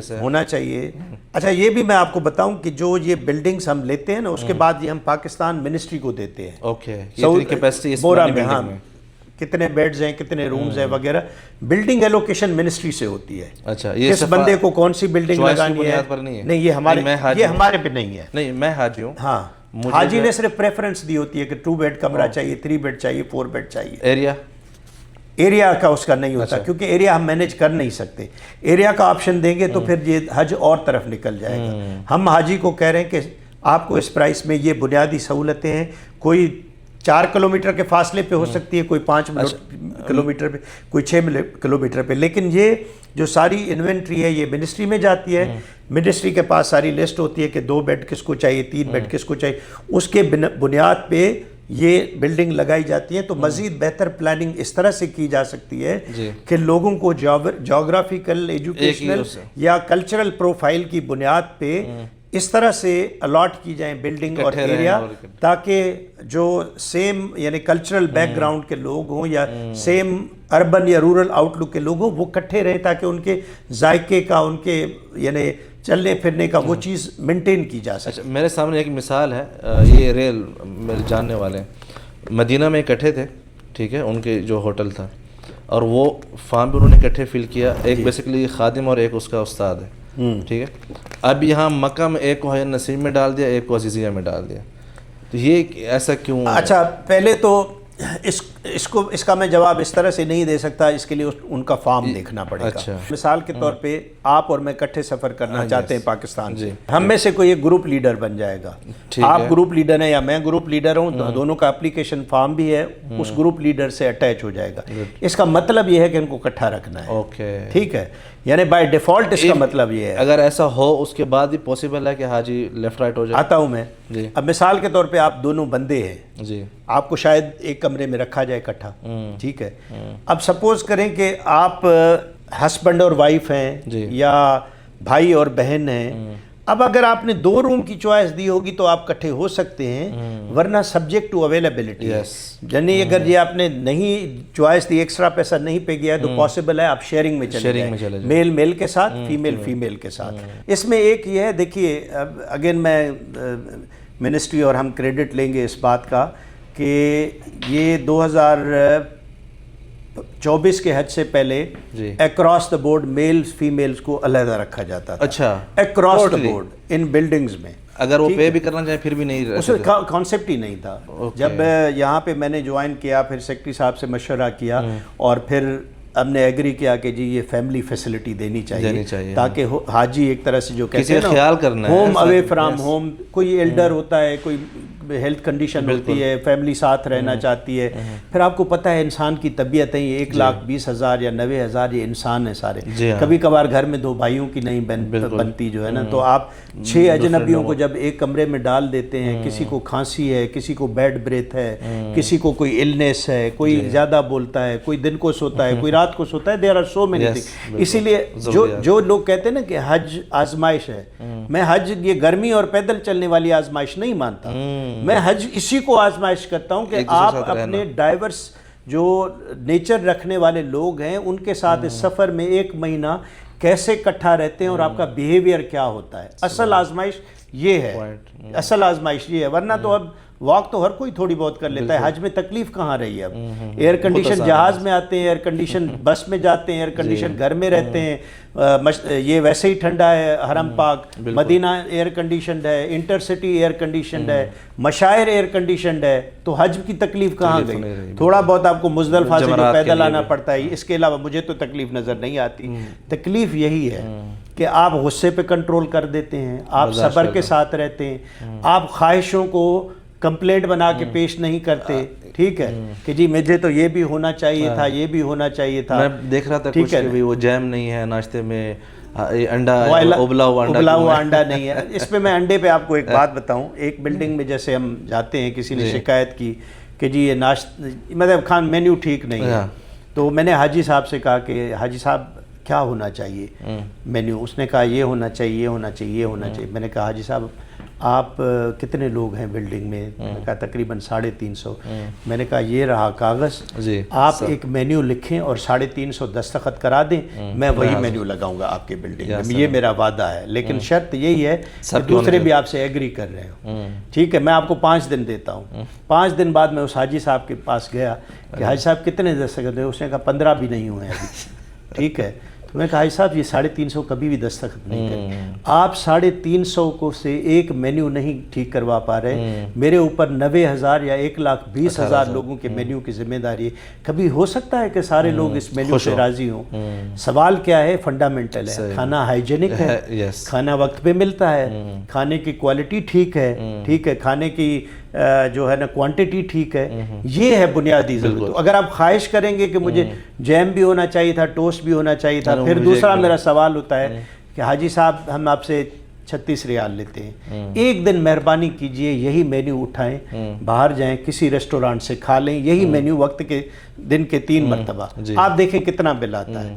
میرا خیال ہے 36 ریال میں سے تو اگر آپ پانی کو ہی کنسیڈر کریں تو دن میں 12 ریال کا پانی پی جاتے ہیں آپ، مطلب آپ بوٹل کی اگر کاسٹ جا کے دیکھیں تو آپ کہیں سے بھی جا کے یہ مینیو کھا کے دیکھیں 36 ریال میں آتا ہے یا نہیں آتا ہے۔ دوسرا آپشن یہ ہے کہ اگر میں آپ سے کہوں کہ حاجی صاحب میں آپ کو 36 ریال واپس کرتا ہوں، آپ باہر سے کھایا کریں گے تو آپ کبھی بھی نہیں مانیں۔ آپ پھر پڑوسی ملک سے کے لوگوں سے جا کے پوچھیں، ان کا آدھا دن عبادت کا کھانے میں ضائع ہو جاتا ہے، لمبی لمبی لائنوں میں خرچہ اس سے کہیں زیادہ ہوتا ہے۔ تو یہ ساری حاجی کو وہاں پہ ٹریننگ یا ویڈیو میں یہ سمجھنا چاہیے کہ یار میں ایک تو حج پہ جا رہا ہوں، حج کے حوالے سے مجھ پہ اپنی کون سی یعنی چیزیں طاری کرنا چاہیے، میں حج پہ جا رہا ہوں، پکنک پہ جا رہا ہوں، یورپین ٹرپ پہ جا رہا ہوں، کیا کس پہ جا رہا ہوں، کون کون سی چیزوں کا خیال رکھنا چاہیے۔ ہم حاجیوں کی بنیادی ضرورتیں پوری کرنے کے مجاز ہیں، ان کی خواہشات نہیں، بالکل ٹھیک ہے۔ اچھا بلڈنگ کا پہ میں بات کر رہا تھا، ایک تو ٹیسٹ بڈ مینیج کرنا آپ کو بتایا کہ بہت مشکل ہو جاتا ہے۔ اب جب آپ male female across the board علیحدہ رکھتے تھے تو کوئی ایشو نہیں تھا، آپ نے پورا ہی کرنا ہے، سب نے کرنا ہے۔ اس وقت بھی سفارشیں شکایتیں تھی کہ الگ کمرہ دے دیں، ادھر شفٹ کر دیں وغیرہ وغیرہ، یعنی چوائس دیتے ہیں حاجی کو۔ تو کوئی بلڈنگ آپ کے گروپ پہ فٹ نہیں آئے گی، نہ فلائٹ فٹ آئے گی بلڈنگ پہ، نہ گروپ فلائٹ میں فٹ آئیں گے۔ اب ٹریڈ آف ہے یہاں پہ کہ حاجی کی کمفرٹ میکسیمائز کرنا ہے یا اس کی کاسٹ منیمائز کرنا ہے۔ ان کی پریفرنس کے حساب سے ان کو اکوموڈیشن دیں گے تو ہر بندے سے آپ کو تھوڑا پیسہ ایکسٹرا چارج کرنا پڑے گا، تاکہ وہ جو ایکسٹرا پیسہ ہے جو ایڈیشنل بیڈ لے کے ان کو ضائع کرنا پڑتا ہے وہ ہر بندہ اس کی کچھ نہ کچھ کاسٹ بیئر کرے۔ کلیکٹیو انشورنس آف بینگ، یہ جو سیپریٹ روم مانگتے ہیں صرف انہیں سے چارج کرتے ہیں یا ہر حاجی سے؟ ابھی صرف 2 اور 3 بیڈ کا جو ہے نا وہ سیپریٹ روم کے پیسے منسٹری لیتی ہے۔ کتنے؟ 4 میرا خیال ہے 2 بیڈ روم کی جو پرائس ہے اگر لیٹ سے 2500 پر بیڈ ہے تو ازمپشن یہ ہے کہ ہمیں یہاں 4 بیڈ کا کمرہ ملتا ہے، اس میں سے 2 ضائع کرنا پڑے گا۔ تو اگر وہ 5000 دیتی ہے، ہاں جی 5000 اگر ریال وہ بیڈ کا دیتی ہے تو تقریباً اتنا ہی ان کو یا اس سے 50% ایکسٹرا ان کو دوسرے بیڈ کا لینا پڑتا ہے۔ اسی طرح مثال کے طور پہ کوئی شارٹ حج کا ہے تو کھانے کے اتنے دن چارج ہوں گے، لانگ حج ہے تو کھانے کے اتنے دن چارج ہوں گے۔ لیکن اس کے کھانے والے جو شارٹ کے وہ تو فلائٹ میں تو زیادہ اس کو بھرنے پڑیں گے نا، جو کھانے سے بچائے گا۔ ٹریڈ آف ہے نا، یعنی جہاں جہاں سے ہماری سیونگ ہوتی ہے ہم اس کو واپس کرتے ہیں۔ شارٹ والا بس کم یوز کرے گا، کم دن یوز کرے گا، لانگ والا زیادہ یوز کرے گا، ٹھیک ہے۔ تو جو بھی ایڈجسٹمنٹ ہوتی ہے ایونچولی، یعنی ہمارا حج کسی کو شاید 9 لاکھ میں پڑا ہو، کسی حاجی کو 12 لاکھ میں بھی پڑا ہو، تو یہ ویری کرتا ہے ڈیپینڈنگ آن فیسلٹیز، اسٹے وغیرہ وغیرہ۔ مطلب یہ اس کو پتہ چلے گا حج کے بعد؟ حج کے بعد مطلب جب ہم اس سال بھی ایسا کچھ ہوگا؟ جی اچھا۔ تو 2024 میں جو ہے نا 7 ارب واپس ہوئے، 2025 میں بھی 3-4 ارب واپس ہوئے صرف۔ اب اگر دوسری سائڈ پہ آ جائیں تو یہ کہا جا سکتا ہے کہ جی یہی جو آپ سیونگ کرتے ہیں اس کو ادھر یوٹیلائز کریں تاکہ کسی حاجی کو بھی ہر طرح کی مرضی کا اپنا جو ہے نا روم چوائس مل جائے۔ تو اس پہ اگین گورنمنٹ فیصلہ لے گی کہ جی پلگرم کی سیٹسفیکشن کو میکسیمائز کرنے کے لیے ہمیشہ کاسٹ آئے گی، ایسے نہیں ہوگا۔ تو اگلے سال شاید ہم تھوڑا سا اس طرح کریں۔ اچھا، جو جیسے میں نے آپ سے کہا کہ 2 اور 3 بیڈ روم کی جو ہے ایکسٹرا لیتے ہیں، جو فیملی کے سامنے لکھا ہوا ہوتا ہے سبجیکٹ ٹو اویلیبلٹی۔ اوکے جی، یہ بھی نہیں ہے کہ آپ نے لکھ دیا تو پہلے کر آئے گا۔ فیملی کی پیمنٹ نہیں ہوتی، میں نے آپ سے پہلے ہی بتا دیا۔ فیملی کی نہیں، 2 اور 3 بیڈ روم کی پیمنٹ ہوگی، ان کو تو ملنا ہی ملنا ہے۔ اچھا، ملنا ہی ملنا، یہ نہیں ہے کہ سبجیکٹ نہیں نہیں نہیں، ان کو ملنا ہی ملنا ہے کسی صورت۔ جو ہم کہتے ہیں 4 to 6 سائز کے لیے فیملی روم دیا جائے گا سبجیکٹ ٹو اویلیبلٹی۔ وہاں پہ جب اس کو بلڈنگ لگ گئی، فلائٹ لگ گئی، اس کا ویزا لگ گیا، تو یہ ساری چیزیں اس کے ویزا کے ساتھ اٹیچ ہو گئی سعودی مساج۔ نسک کے اندر بھی وہی نسک کے اندر لکھا ہوا ہوگا کہ یہ حاجی مکہ میں آ کے فلاں روم میں فلاں بلڈنگ میں ٹھہرے گا، یہ فلاں کیمپ میں موو کرے گا۔ روم بھی؟ جی جی، یہ فلاں کیمپ میں، اگر روم نہ تو بلڈنگ تو ہے ہی ہے، بلڈنگ تو ہے ہی ہے، یہ فلاں کیمپ میں موو کرے گا اور فلاں دن یہ مکہ سے مدینہ موو کرے گا، مدینہ سے مکہ موو کرے گا۔ یہ کیونکہ آپ آتے ہیں تو پاسپورٹ طوافہ کمپنی لے لیتی ہے، پاسپورٹ کے بغیر آپ آ جا نہیں سکتے۔ اب سپوز کریں یہاں ایک حاجی کہتا ہے کہ جی میں اس بلڈنگ میں ہوں، مجھے یہاں سے نکال کے اس بلڈنگ میں لے جائیں، تو سارا سسٹم آپ کو سمجھیے نا اس کے لیے کیا ہے۔ میں کہتا ہوں جو زیادہ سفارشیں کراتے ہیں سب سے زیادہ تکلیف انہیں کو ملتی ہے۔ اب جو بلڈنگ لیٹ سے اس کے کیمپ نمبر 120 کو لگی ہوئی ہے جی، اب وہ جس بلڈنگ میں جانے کی خواہش کر رہا ہے وہ لیٹ سے ایسی بلڈنگ ہے جو مکتب نمبر 130 کو لگی ہوئی ہے، ڈیفرنٹ مکتب کو لگی، ڈیفرنٹ مکتب ہے۔ اب جس بلڈنگ میں وہ اب آیا ہے شفٹ ہو کے، جب منا موو ہوگا تو یہاں والی ساری بسیں مکتب 130 میں جائیں گی، جی اس کو نہیں لے کے جائیں گی۔ پہلے مرحلے پہ اس کو بس اٹھائے گی نہیں، کہے گی تمہارا یہ مکتب ہے نہیں، ٹھیک ہے۔ اگر کسی وجہ سے اٹھا بھی لیا تو مکتب 130 تک پہنچے گا، مکتب والا گھسنے نہیں دے گا، کہتے گا یار آپ میرے مکتب سے بلانگ نہیں کرتے۔ مکتب والا گھسنے دے گا تو جو کارڈ ہے نسک کارڈ وہ بیپ کرے گا، کیونکہ وہ بھی کیمپ کے ساتھ لنکڈ ہے، وہ کہے گا آپ اس مکتب سے بلانگ نہیں کر سکتے۔ تو وہاں عربی بولنے والے ہیں، انڈیپینڈنٹلی مینیج کرتے ہیں۔ اب وہ لوگوں کو کہے گا کسی کو کہ یار مجھے گھسنے نہیں دیں گے، تو شاید ہمارا معاون بھی دیکھے کہے گا سر آپ غلط مکتب میں آ گئے، اب اس کو وہاں سے پیدل جانا پڑے گا اپنے مکتب میں۔ اب سپوز کرو کہ وہ پہلے ہی والا مکتب اس کا ٹرین کا تھا، یہ والا بس کا ہے، اب اس کو ٹرین کا ٹکٹ بھی نہیں ملا، جب اس مکتب میں جائے گا کہے گا یار مجھے میرا ٹرین کا ٹکٹ، بھئی آپ تو تھے ہی نہیں اس بلڈنگ میں ورنہ آپ کو ٹکٹ بھی مل جاتا۔ صحیح. آپ یہ دیکھیں سارا نظام ڈسٹرب ہو جاتا ہے. ایک تو تکلیف کس کو ہوگی؟ اسی بندے کو ہوگی. یا تو بلڈنگ سے اٹھایا نہیں جائے گا, اٹھایا گیا تو گھسنے نہیں دیا جائے گا, ورچوئل حج کرے گا ٹی وی کے اوپر. ایگزیکٹلی, کیونکہ یہ نسخ کارڈ جو آپ کا ہے یہ آپ کی اوریجنل جس دن ویزا کے ساتھ جو چیزیں آپ کی جڑی ہوئی ہیں. تو میری سفارش کرنے والے یا دوسرے حضرات سے گزارش یہ ہے کہ اگر سفارش کرائیں بھی تو اس وقت کرائیں. ہاں جب وہ ہو رہا, جب آپ کا چلتی ہے سفارش. میرا خیال ہے سفارش اس حد تک تو ہوگی کسی کو کہ جی مجھے فلاں فلائٹ میں دے دے, میرے بیٹے کے ایگزام ہے, میرا بھائی امریکہ سے آ رہا ہے. اصولاً تو نہیں ہونا چاہیے نا, لیکن یہ بھی آگے چل کے ختم ہو جائے گا کیونکہ منسٹری اب اس پہ غور کر رہی کہ یہ سارا نظام ہی کیو بیسڈ اور کمپیوٹرائز بیس ہو جائے, جہاں حاجی جو ہے نا وہ پہلے آئیے پہلے پائیے کی بنیاد پہ اپنا جو ہے نا سلیکٹ کرے فلائٹ, ٹھیک ہے, اور بلڈنگ کمپیوٹر آٹومیٹیکلی ایلوکیٹ کرے جو جس کو جہاں لوگوں کو, اس میں آپ کا اور میرا عمل دخل نہ ہو. ہیومن ڈسکریشن ٹوٹلی ختم ہونی چاہیے. اس سال جیسے آپ نے مکہ کی کچھ ہوٹلز میں حاجیوں کو ٹھہرایا ہے, جی کلوک ٹاور نظر آتا ہے, نزدیک نہیں کلوک ٹاور کہیں سے بھی نظر آتا ہے, لیکن وہ کلیئر ایک اجیاد روڈ کے اوپر میں موسٹ پرابیبلی ایلوکیشن منسٹری نے کیا ہے, لیکن موسٹ پرابیبلی سفارش ہے اس میں نہیں. بالکل آپ حاجی سے مل کے دیکھ لیں نا. حاجی تو نہیں بولے گا نا میں سفارش کر کے آیا ہوں, مکس دیکھ لیں گے نا, مکس دیکھ لیں گے نا. پوری فلائٹ کو تو سفارش نہیں کروائیں گے نا. 350 لوگوں کو سفارش پہ فلائٹ میں رکھیں گے اور وہ بلڈنگ لگائیں, ہو نہیں سکتا. نہیں, میرا آپ سے یہ سوال ہے, الگوریدم چلتا ہے. میں آپ کو بتاتا ہوں, P I T B, N I T B اور منسٹری الگوریدم چلاتی ہے. آئیڈیلی اس کے کچھ پیرامیٹرز ہوتے ہیں کہ بلڈنگ میں اتنے 2 بیڈ ہیں, 3 ہیں, اتنے 4 بیڈ میں یہ فلائٹس ہیں, ان دنوں میں موسٹ لائکلی کون سی فلائٹ کو اس بلڈنگ میں بھیجنا چاہیے, یہ پرائمری گائیڈنس ہوتی ہے. اس کے بعد تھوڑے سے ٹویک کرنا, یہ کہ اس کو ادھر, اس کو ادھر, اس کو ادھر.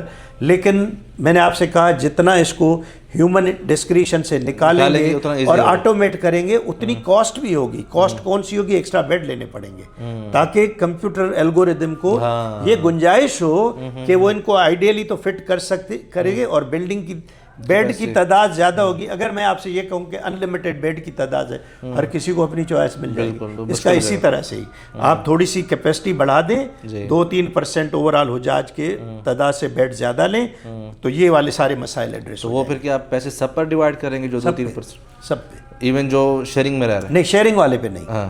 یہ صرف اور صرف وہ ہیں جو کٹھے رہنا چاہتے ہیں, کیونکہ ہر کمفرٹ کی کچھ نہ کچھ مارجنل پرائس. 2 بیڈ والا سب سے زیادہ پیسہ دے گا, 3 بیڈ والا کم دے گا, 5 بیڈ والا 4 بیڈ والا کم, 5 والا اس سے کم, 6 والا اس سے کم, بہت مارجنل. میں اس سے ایک اور سوال پر آتا ہوں. ابھی آپ نے تھوڑی دیر پہلے ذکر کیا کہ جیسے ایک ہی روم کے اندر کچھ مریض ہوتے ہیں, کچھ کھانسنے والے ہوتے ہیں, یہ جو میڈیکل کنڈیشن ہوتی ہے حجاج کرام کی, کیا سعودی گورنمنٹ کی طرف سے ایسی کوئی گائیڈ لائن یا ریڈ لائن ہے کہ ان بیماریوں والے حاجی جو ہے نہیں آنے چاہیے, کیونکہ میڈیکل ٹیسٹ وغیرہ پاکستان میں ہوتے ہیں, یا جو حج پر آنا چاہے اپنی خوشی سے آ سکتے ہیں؟ جی, ان کی بہت سخت گائیڈ لائنز ہیں, ان کی بہت سخت گائیڈ لائنز ہیں. اس مرتبہ آپ کو پتہ ہے کیا ہوا ہے؟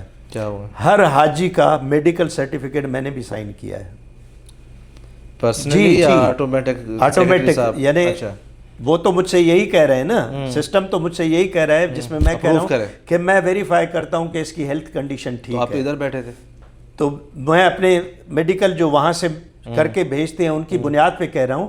ان کا مقصد یہ ہے کہ یہ اتنا سیریس معاملہ ہے کہ کل ہم حج مشن ہیڈ کو بھی اس کے لیے رسپانسبل ٹھہرا سکتے ہیں اگر غلط بندہ یعنی بیمار بندہ آ گیا. اس کی کوئی 7-8 میڈیکل کنڈیشنز ہیں جس کا انہوں نے کہا تھا کہ جی یہ نہ ہے, اس میں شاید ٹی بی ہوگا, کوئی ہارٹ فیلیور ہوگا, لیور ہوگا. اچھا, اس میں یہ ہے کہ اب انہوں نے کہا ہے کہ جی پاکستان سے ہر بندے کا جو میڈیکل سرٹیفکیٹ ایشو ہو وہ جینیونلی ہو, ٹھیک ہے. ابھی پہلے ہی دنوں میں مثال کے طور پہ ہمیں ایک لیور فیلیور کا کیس, ڈائلسس کا کیس یا اس طرح کا مل گیا, ٹھیک ہے, جس کے لیے ادھر پہنچنے کے بعد جی جس کو ہم واپس بھیجنا چاہیں گے کیونکہ وہ بہت مشکل ہے یہاں ان پہ رہنا. ہوتا یہ ہے کہ جی جب آپ وہاں سے میڈیکل اسکریننگ کا نظام ٹھیک نہیں کرتے تو ڈپلومیٹک امبیرسمنٹ بن جاتی ہے, ٹھیک ہے نا. کیونکہ آپ کو پتہ ہی ہے حج ایک ریلیجس وہ ہے, اور یہ فائنینشیل اور فزیکل دونوں استطاعت ہوں تب تک نہ آئے. کسی ڈاکٹر نے میڈیکل اسکریننگ کی ہی نہیں ہے اور اس کو سرٹیفکیٹ دے دیا تو یہ کرائم ہے. گناہ بھی ہے, کرائم بھی ہے کہ آپ سرٹیفائی کر رہے ہیں کہ یہ میڈیکلی فٹ ہے, اور آپ بھی چوری کر رہے ہیں کیونکہ آپ کو اسلام بھی اجازت نہیں دیتا کہ آپ اس کنڈیشن میں جائیں اور دوسروں کا حج خراب کریں. یہ جو وہاں پر میڈیکل جو چیک اپ ہوتا ہے وہ کیا گورنمنٹ کے اداروں میں ہوتا ہے یا پرائیویٹ؟ جی گورنمنٹ کے اداروں. گورنمنٹ کے اداروں لازم ہے وہاں سے ہو. جی وہ ہماری گائیڈ لائن ہوتا ہے کہ آپ گورنمنٹ سے سرٹیفائڈ ہاسپٹل THQ DHQ وغیرہ ان سے کروا لیں. تو یہ تو آپ لوگ ٹریس کرنا بڑا ایزی ہے کس ڈاکٹر نے سائن کیے. جی ہے تو صحیح.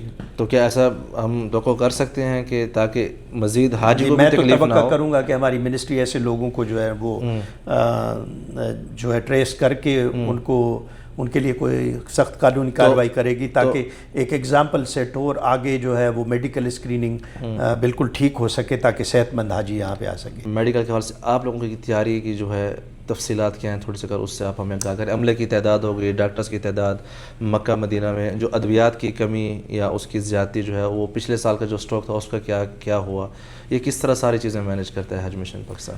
اچھا جی، پہلے تو سعودی نظام کے تحت آپ کی کنٹری کوٹا کے 1% ایکویولنٹ آپ نے ویلفیئر اسٹاف لانا ہوتا ہے پاکستان. مطلب اگر پاکستان کا 1,80,000 جو ٹوٹل ہے، ہاں جیسے 1,179,210 ہے تو آپ کو 1,792 آپ ویلفیئر اسٹاف لا سکتے ہیں. ٹھیک ہے. اس میں جو میڈکس اور پیرامیڈکس ہیں وہ فکسڈ ہیں. 450 کے قریب ہیں ڈاکٹر اور پیرامیڈکس مکہ مدینہ دونوں. مطلب فی الحال تو آپ یہ دیکھ لیں کہ حاجی پہ کتنے لانے ہیں. ٹھیک ہے. اور باقی جو ہے آپ کا ویلفیئر اسٹاف ہے. پھر چونکہ آپ کا کوٹا سرکاری کوٹا ہے 1,19,000 جی، تو 1,792 میں آپ کا ٹوٹل ویلفیئر اسٹاف کا کوٹا کتنا بنتا ہے اور پرائیویٹ سیکٹر کا کتنا بنتا ہے. اوکے. اچھا وہ علیحدہ ہوتا ہے کیونکہ یہ کنٹری کوٹا ہے نا. میڈیکل مشن دونوں کا سرکاری لاتی ہے کیونکہ آپ نے ارسپیکٹو آف دا فیکٹ کہ آپ کے پاس پرائیویٹ سیکٹر کا حاجی آ رہا ہے یا سرکاری، آپ نے مطلب پرائیویٹ حاجی بھی پاکستان حج مشن کے ہاسپٹل میں آ کے علاج جی علاج آپ نے کرنا ہے. اب وہ پاکستانی حاجی ہے فور اس پرپس کے حساب سے. کوئی آتا ہے نہیں آتا وہ ایک علیحدہ بات ہے. کسی کا بہت دور ہے کوئی رہائش تو وہ آتا ہے یا نہیں آتا وہ ایک علیحدہ بات ہے. اب یہاں پہ آ کے ایک ہمارا مین ہاسپٹل ہوتا ہے جس کو اب ہم جی وہ ہم نے کور کیا آپ نے کیا. جی ایگزیکٹلی بالکل میں بھی آپ کے ساتھ ہی تھا. باقی جو 35 کلینک ہیں تو وہ ہم نے سیکٹر کی بنیادوں پہ ہر 5,000 پہ ایک کلینک بنایا ہوا ہے ایریا کے حساب سے. ہماری بلڈنگ 12 سیکٹرز میں ڈیوائیڈڈ ہیں تو ہر ڈسپینسری پہ 2 سے 3 بلڈنگ ہوں گی مثال کے طور پہ. ٹھیک ہے. تاکہ چھوٹی چھوٹی چیزوں کے لیے وہاں پہ بھی ڈاکٹرز موجود ہوتے ہیں یا پیرامیڈکس چھوٹی چھوٹی دوائیوں کے لیے اوور دا کاؤنٹر ڈرگس کے لیے ادھر چلا جائے. مزید ایگزامینیشن کرانی ہے، ایکس رے کرانا ہے، لیب کرانا ہے کچھ اور تو وہ پھر یا گائنیکالوجیکل ایشوز ہوتے ہیں ان کی وجہ سے ادھر آ جاتی ہیں خواتین مین ہاسپٹل میں.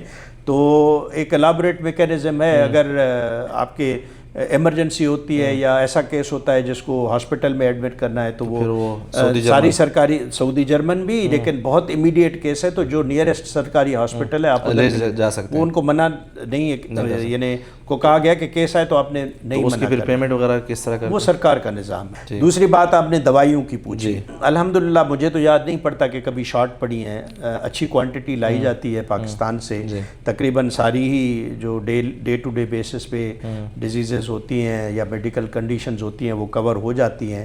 کسی کو یونیک اگر میڈیسن پرچیز کرنی پڑ گئی تو ہم لوکل پرچیز کر کے بھی حاجی کو جی دے دیتے ہیں. اچھا دوسرا یہ ہے کہ سعودی عرب کا نظام ہے کہ حج جیسے ہی ختم ہو اگر آپ کے پاس اسٹاک رہ جائے تو آپ نے ڈسٹرائے کر دینا ہے. اوکے ادھر ہی؟ ہاں جی سیو نہیں کر سکتے یا واپس بھیجیں. اچھا واپس بھیجنے میں جتنی آپ کی کاسٹ آ جائے گی وہ اسٹاک سے کہیں زیادہ ہوگی. ٹھیک ہے. ایک سوال جو کہ اکثر میں نے ابھی سنا ہے لوگوں سے اس دن جب ہم آئے ہوئے تھے آپ کے آفس کہ ہم نے امراض کی بات کی کہ ان امراض کے لوگ نہیں آ سکتے.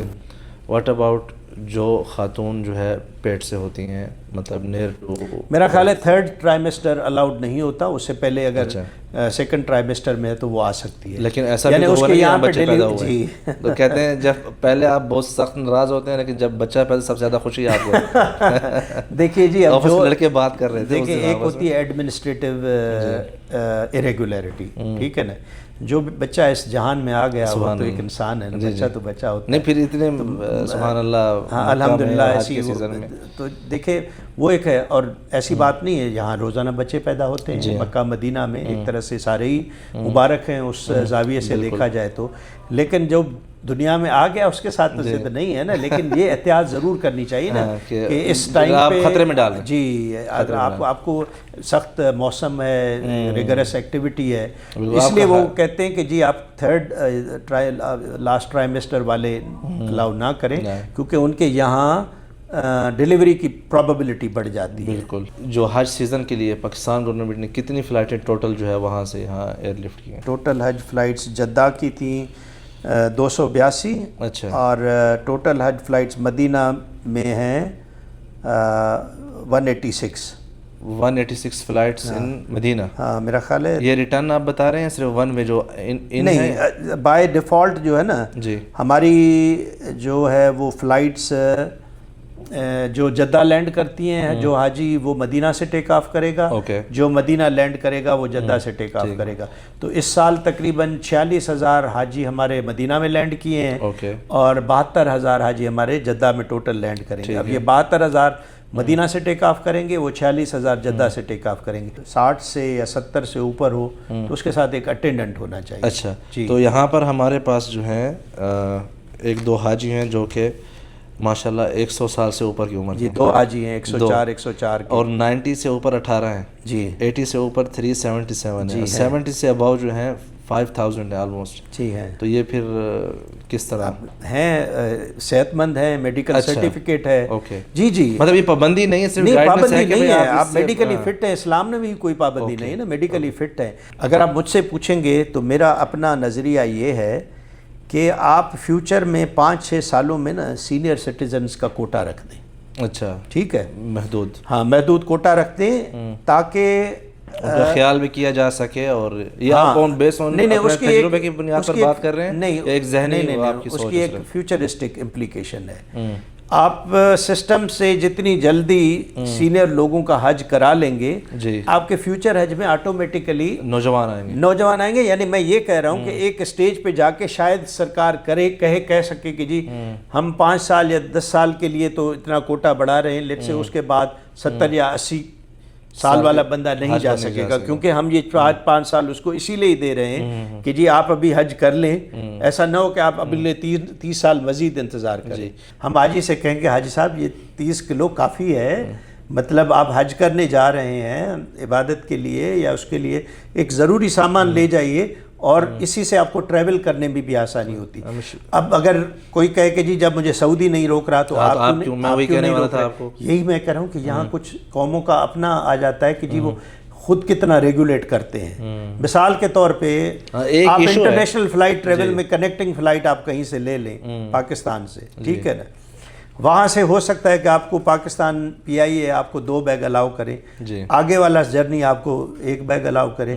تو عموماً فلائٹس میں یہ چیزیں تو پہلے سے وہ آلریڈی پیکج میں ہوتی ہے. ناٹ نیسیسریلی اگر آپ نے کمپلیٹ پیکج لیا ہے تو اگر ایک جگہ آپ اترے ہیں, اب وہاں سے اگلی فلائٹ خود کرانے جا رہے ہیں, وہ پھر علیحدہ اس کے رول ٹرین والا ماحول آ گیا نا. سعودی سرکار اصل اس کا مقصد کیا ہے, ایئرپورٹ پہ فی حاجی پروسیسنگ ٹائم کو کم کرنا. تو انہوں نے کہا ہے کہ یار اگر پاکستان سے یا کسی بھی ملک سے آپ کی روٹ ٹو مکہ فلائٹ نہیں بھی ہے نا, تو کم از کم ادھر ہم ادھر سے امیگریشن نہیں کرتے تو یہاں ایئرپورٹ پہ پروسیسنگ ٹائم کر لیں. اسی لیے بائی ڈیفالٹ اب ہر حاجی یا تو روٹ ٹو مکہ پروگرام کا حصہ ہوگا یا حج وداؤٹ لگیج کا حصہ ہوگا. میڈیکل کا ڈیٹا یا روزانہ جو لوگ آ رہے ہیں یہ ڈیٹا سعودی کے ساتھ شیئر ہوتا ہے. ٹھیک ہے, آئی ڈونٹ نو, شاید ان کے سسٹم میں, ایک تو ہم اپنے نظام میں ڈالتے ہیں, ان کا پروگرام تھا کہ سسٹم بھی ہم آپ کو دیں گے, اسی میں ڈیٹا ڈالیں گے. اس سے کیا ہوگا, اس سے وہ حضرات جو ہاسپٹل آ رہے ہیں جنہوں نے ٹیسٹ کرایا اور آئیڈینٹیفائی ہو گئے کہ اس کو یہ ایشو ہے, اگر سعودی عربیہ اس پہ اس کے پاسپورٹ کو اگلے 5 سال کے لیے بین کر دے, فار وچ ریزن کہ آپ غلط آ گئے نا, آپ کے پاس یہ ڈیزیز تھی نہ آپ نے ڈکلیئر کی نہ آپ کے ڈاکٹر نے بتائی, تو آپ نے 2 نمبری کی ہے, آپ پہ اگلے 5 سال کے لیے پابندی لگا دیتے ہیں. کیوں, کیونکہ ایونچولی جب آپ آ رہے ہیں سچ نہیں بولیں گے, وہ کہیں اور پکڑا گیا تو پھر اس کے کانسیکوینسز. اس لیے میں لوگوں کو انکریج کرتا ہوں کہ آپ میڈیکل ہسٹری تو بالکل بھی نہ چھپائیں. اب یہاں پر میرے پاس کچھ شیٹ ہے آپ کی حج مشن سے مجھے ملی ہوئی ہے. اس میں آپ نے جو بسز ہیں اس کے تھرو تقریباً 53,000 حجاج کرام کو آپ لوگ مشاعر میں موو کر رہے ہیں, اور ٹرین کے ساتھ جو ہے 65,000 ہے. یہ نمبر صحیح ہے؟ جی بالکل. اس ساتھ جو ہے 65,000 ٹرین, یہ مشاعر کے مشاعر کی بات ہو رہی ہے, اور باقی بسز. رومز کے حوالے سے یہاں پر میرے پاس جو انفارمیشن ہے کہ 2 بیڈ والے جو حاجی ہیں تقریباً 7,634, یہ وہ ہیں جنہوں نے علیحدہ سے پے کیا یا آپ نے جنہوں نے علیحدہ سے ایکسٹرا پے کیا ہے, اور 3 بیڈ والے ہیں 7,000 تقریباً سمتھنگ ہے. اب یہ جو فیملی ہے یہاں پر 16,000 سمتھنگ سبجیکٹ ٹو اویلیبلٹی. اچھا یس, ان کو ان میں سے کتنے کو ملے یہ پتہ ہے؟ دیکھیے ایک فیملی ہے, ایک گروپ ہے. یہاں پہ بھی 2 کانسیپٹ ہیں, ٹھیک ہے نا. فیملی کا پرائمریلی تعلق ہوتا ہے کہ میل فیمیل محرم کٹھے, جی ٹھیک ہے نا. بالکل. گروپ کا تعلق ہوتا ہے کہ جی گروپ کو اگر وہ کہتے ہیں کہ جی کمرہ مل جائے تو تہاڈی مہربانی, اچھا اگر نہیں ملے تو شیئرنگ. لیکن ایک غیر محرم بھی ہوتے ہیں. نہیں وہ بغیر محرم تو پھر میل تو الگ فیمیل الگ ہو گئے نا, وہ تو شیئرنگ علیحدہ سے, شیئرنگ میں علیحدہ سے ہو گئے. لیکن ہم چاہتے ہیں کہ آگے چل کے یہ نظام اتنا رسپونڈ کرنے لگے حاجی کو کہ اس کو بہت مارجنل پرائس پہ اپنی پسند کے لوگ کٹھے رہیں ایک دوسرے کے ساتھ. مسلکی بنیاد اور زبانی بنیاد, لسانی بنیاد, کیا اس بیس پر بھی آپ لوگوں کو ڈیفرنٹ سیکٹرز یا ڈیفرنٹ بلڈنگز دیتے ہیں؟ اہل تشیع اور سنی کو اہل تشیع کی ہم علیحدہ پورے ارینجمنٹس ہیں, ان کا قربانی وغیرہ اور ان کے جو باقی قربانی کی ریچولز, ان کا کیمپ وغیرہ, ان کا ٹریول جو ہے, ان کی بلڈنگز, وہ ہم کو ان کی خواہشات کے مطابق ارینج کر کے دیتے ہیں. مطلب یہ مکس نہیں ہوتے, مکس نہیں ہوتے. 8 ذوالحجہ کو ہمیں اہل تشیع کی پریشانی نہیں ہوتی کیونکہ انہوں نے سیدھا عرفات جانا ہے کیمپ میں, باقی منا موو کرتے ہیں. اچھا یہاں پر یہ جو آپ لوگوں نے اوریجن دیے ہوئے ہیں, اسلام آباد سے سب سے زیادہ حاجی آئے. جی اسلام آباد, کراچی, لاہور. یا یہ فلائٹ کے نہیں, یہ ایئرپورٹ سے مثال کے طور پہ اس میں پشاور بھی شامل ہے اسلام آباد والے ٹیک آف میں. اچھا ہے, وہی میں کہہ رہا ہوں پشاور کی فلائٹ نہیں ہے میرے پاس. جی اچھا, ہمارے 8 ایئرپورٹ ہیں شاید جہاں سے فلائٹ آتی ہے, ٹھیک ہے. سعودی عرب کی خواہش ہے کہ یہ 3 ایئرپورٹ ہوں تاکہ روٹ ٹو مکہ جو ہے, روٹ ٹو مکہ 100%. پاکستان میں کن ایئرپورٹ پر؟ کراچی, لاہور, اسلام آباد. اس سال کون سے ایئر لائن کے ساتھ آپ لوگوں نے ایگریمنٹ کیا سرکاری حاجیوں کے لیے؟ سرکاری حاجیوں میں یا اور بھی ہوتا یہ ہے کہ تقریباً 80% حصہ جاتا ہے سعودی ایئر لائن اور PIA کو. رفلی 80% میں سے رفلی 50% دونوں. اچھا 50-50, 40 یہ 40 وہ. ہاں, اور باقی 5-10% جو ہے ایئر سیال ہے اور ایئر بلو ہے. تو ڈیٹا ہے کہ کوئی فلائٹیں جو ڈیلے ہوئی ہوں اس سال یا منسوخ ہوئی ہوں کچھ ایسا؟ ڈیٹا سرے دست تو نہیں ہے, سسٹم میں موجود ہے, لیکن ہوتا ہے بالکل. تو کچھ اس سال ہوئی ہیں فلائٹیں, اور وہ جو فلائٹ ڈیلے ہوتی ہیں کچھ ہوئی ہیں. یہ flight delay eventually in flight کی پرفارمنس پہ بھی جاتی ہے کیونکہ گاہک اگلے سال جب ان کو سلاٹ دیتا ہے تو ان سے کہتا ہے کہ جی کس وجہ سے ڈیلے ہوئی, وہ اور بات ہے کہ جی آپ کی ڈیلے کی وجہ سے میرا سلاٹ جو ہے نا وہ ڈسٹرب ہوتا ہے. اب آپ نے ڈیلے کر دیا تو وہ سلاٹ کسی اور کے تھا, اب آپ کو ایمرجنسی میں اتارنا پڑے گا. حج کے بعد ہر حاجی کو گھر جانے کی جلدی ہوتی ہے. ہاں جی, ٹھیک ہے, سسٹم اس نے پیچھے اپنا چلانا ہوتا ہے, بچے فیملی وغیرہ. اکثر ہم ویڈیوز دیکھتے ہیں کہ ایئرپورٹس پر ڈپارچر کے ٹائم پر مشکلات پیش آتی ہیں مسافرین کو. اس حوالے سے آپ لوگوں کی کیا انالائز ہے پچھلے سالوں کے؟ دیکھیے جی, اس کا لیگل اور ایڈمنسٹریٹو جواب تو یہ ہے کہ جس دن حاجی اپنا حج ایکسیپٹ کرتا ہے تو دونوں فلائٹ ٹائمنگز نون ہوتے ہیں کہ جی میں اگری کرتا ہوں کہ میں اس دن جاؤں گا, اس دن واپس آؤں گا. ٹھیک ہے. اب مثال کے طور پہ پھر آپ کو پتہ ہے کہ ہم پہ پریشرز بھی آتے ہیں. یعنی پچھلے سال ہماری کمپنی بھی پوچھ رہی تھی, جو ہم ان سے پاسپورٹ کی ارلی ریکویسٹ کر رہے تھے, تو انہوں نے پوچھا کہ یار آپ ایک مرتبہ کیوں نہیں بتاتے کہ آپ کے ملک میں کتنے VIPs ہیں. ٹھیک ہے, کہ جی یہ بھی پاسپورٹ دے دیں VIP ہے, یہ بھی پاسپورٹ دے دیں VIP ہے. ٹھیک ہے, تو مسئلہ بن جاتا ہے. اس میں سب سے بڑا مسئلہ, چلو جو حاجی یہاں ہے مکہ میں اور جدہ سے جانا چاہتا ہے, اس میں زیادہ سے زیادہ مسئلہ ہمارا ہوتا ہے پاسپورٹ ریلیز کرانا. کیوں؟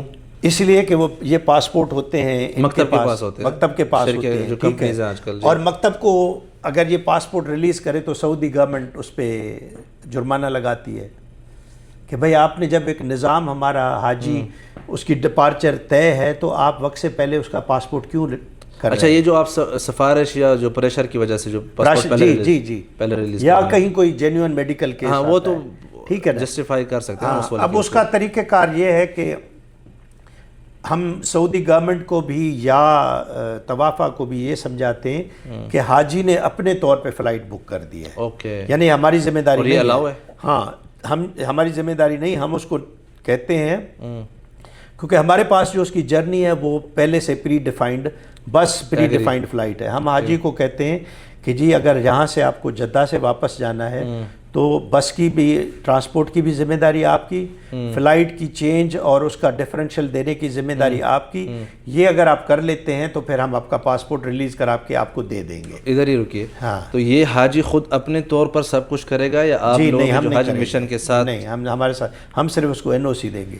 پہلے کس وہ بہاف پر؟ اگر وہ ٹکٹ اسی بنیاد پہ، ہاں، کہ پہلے وہ یہ کہے گا، ایک ایفیڈیوٹ دے گا کہ اگر مجھے یہ پرمیشن دی جائے تو آپ کی طرف میری کوئی لائبلٹی نہیں. ٹھیک ہے، اس کے لیے پھر دوسری سٹیج پہ وہ لے جائے گا، یہ لے کے ہم اس کو NOC دیں گے to negotiate with airline. Okay, وہ ایئر لائن کے پاس جائے گا، میری فلائٹ چینج کر دیں، دے کے کر کے وہ جب آ جائے گا تو اس کی بنیاد پہ پھر ہم لکھتے ہیں اپنا طوافہ کمپنی کو کہ جی اس نے اپنی ساری ذمہ داری لے لی ہے، ٹکٹ بھی چینج کرا دی، مہربانی کر کے اس کو پاسپورٹ دے دیں.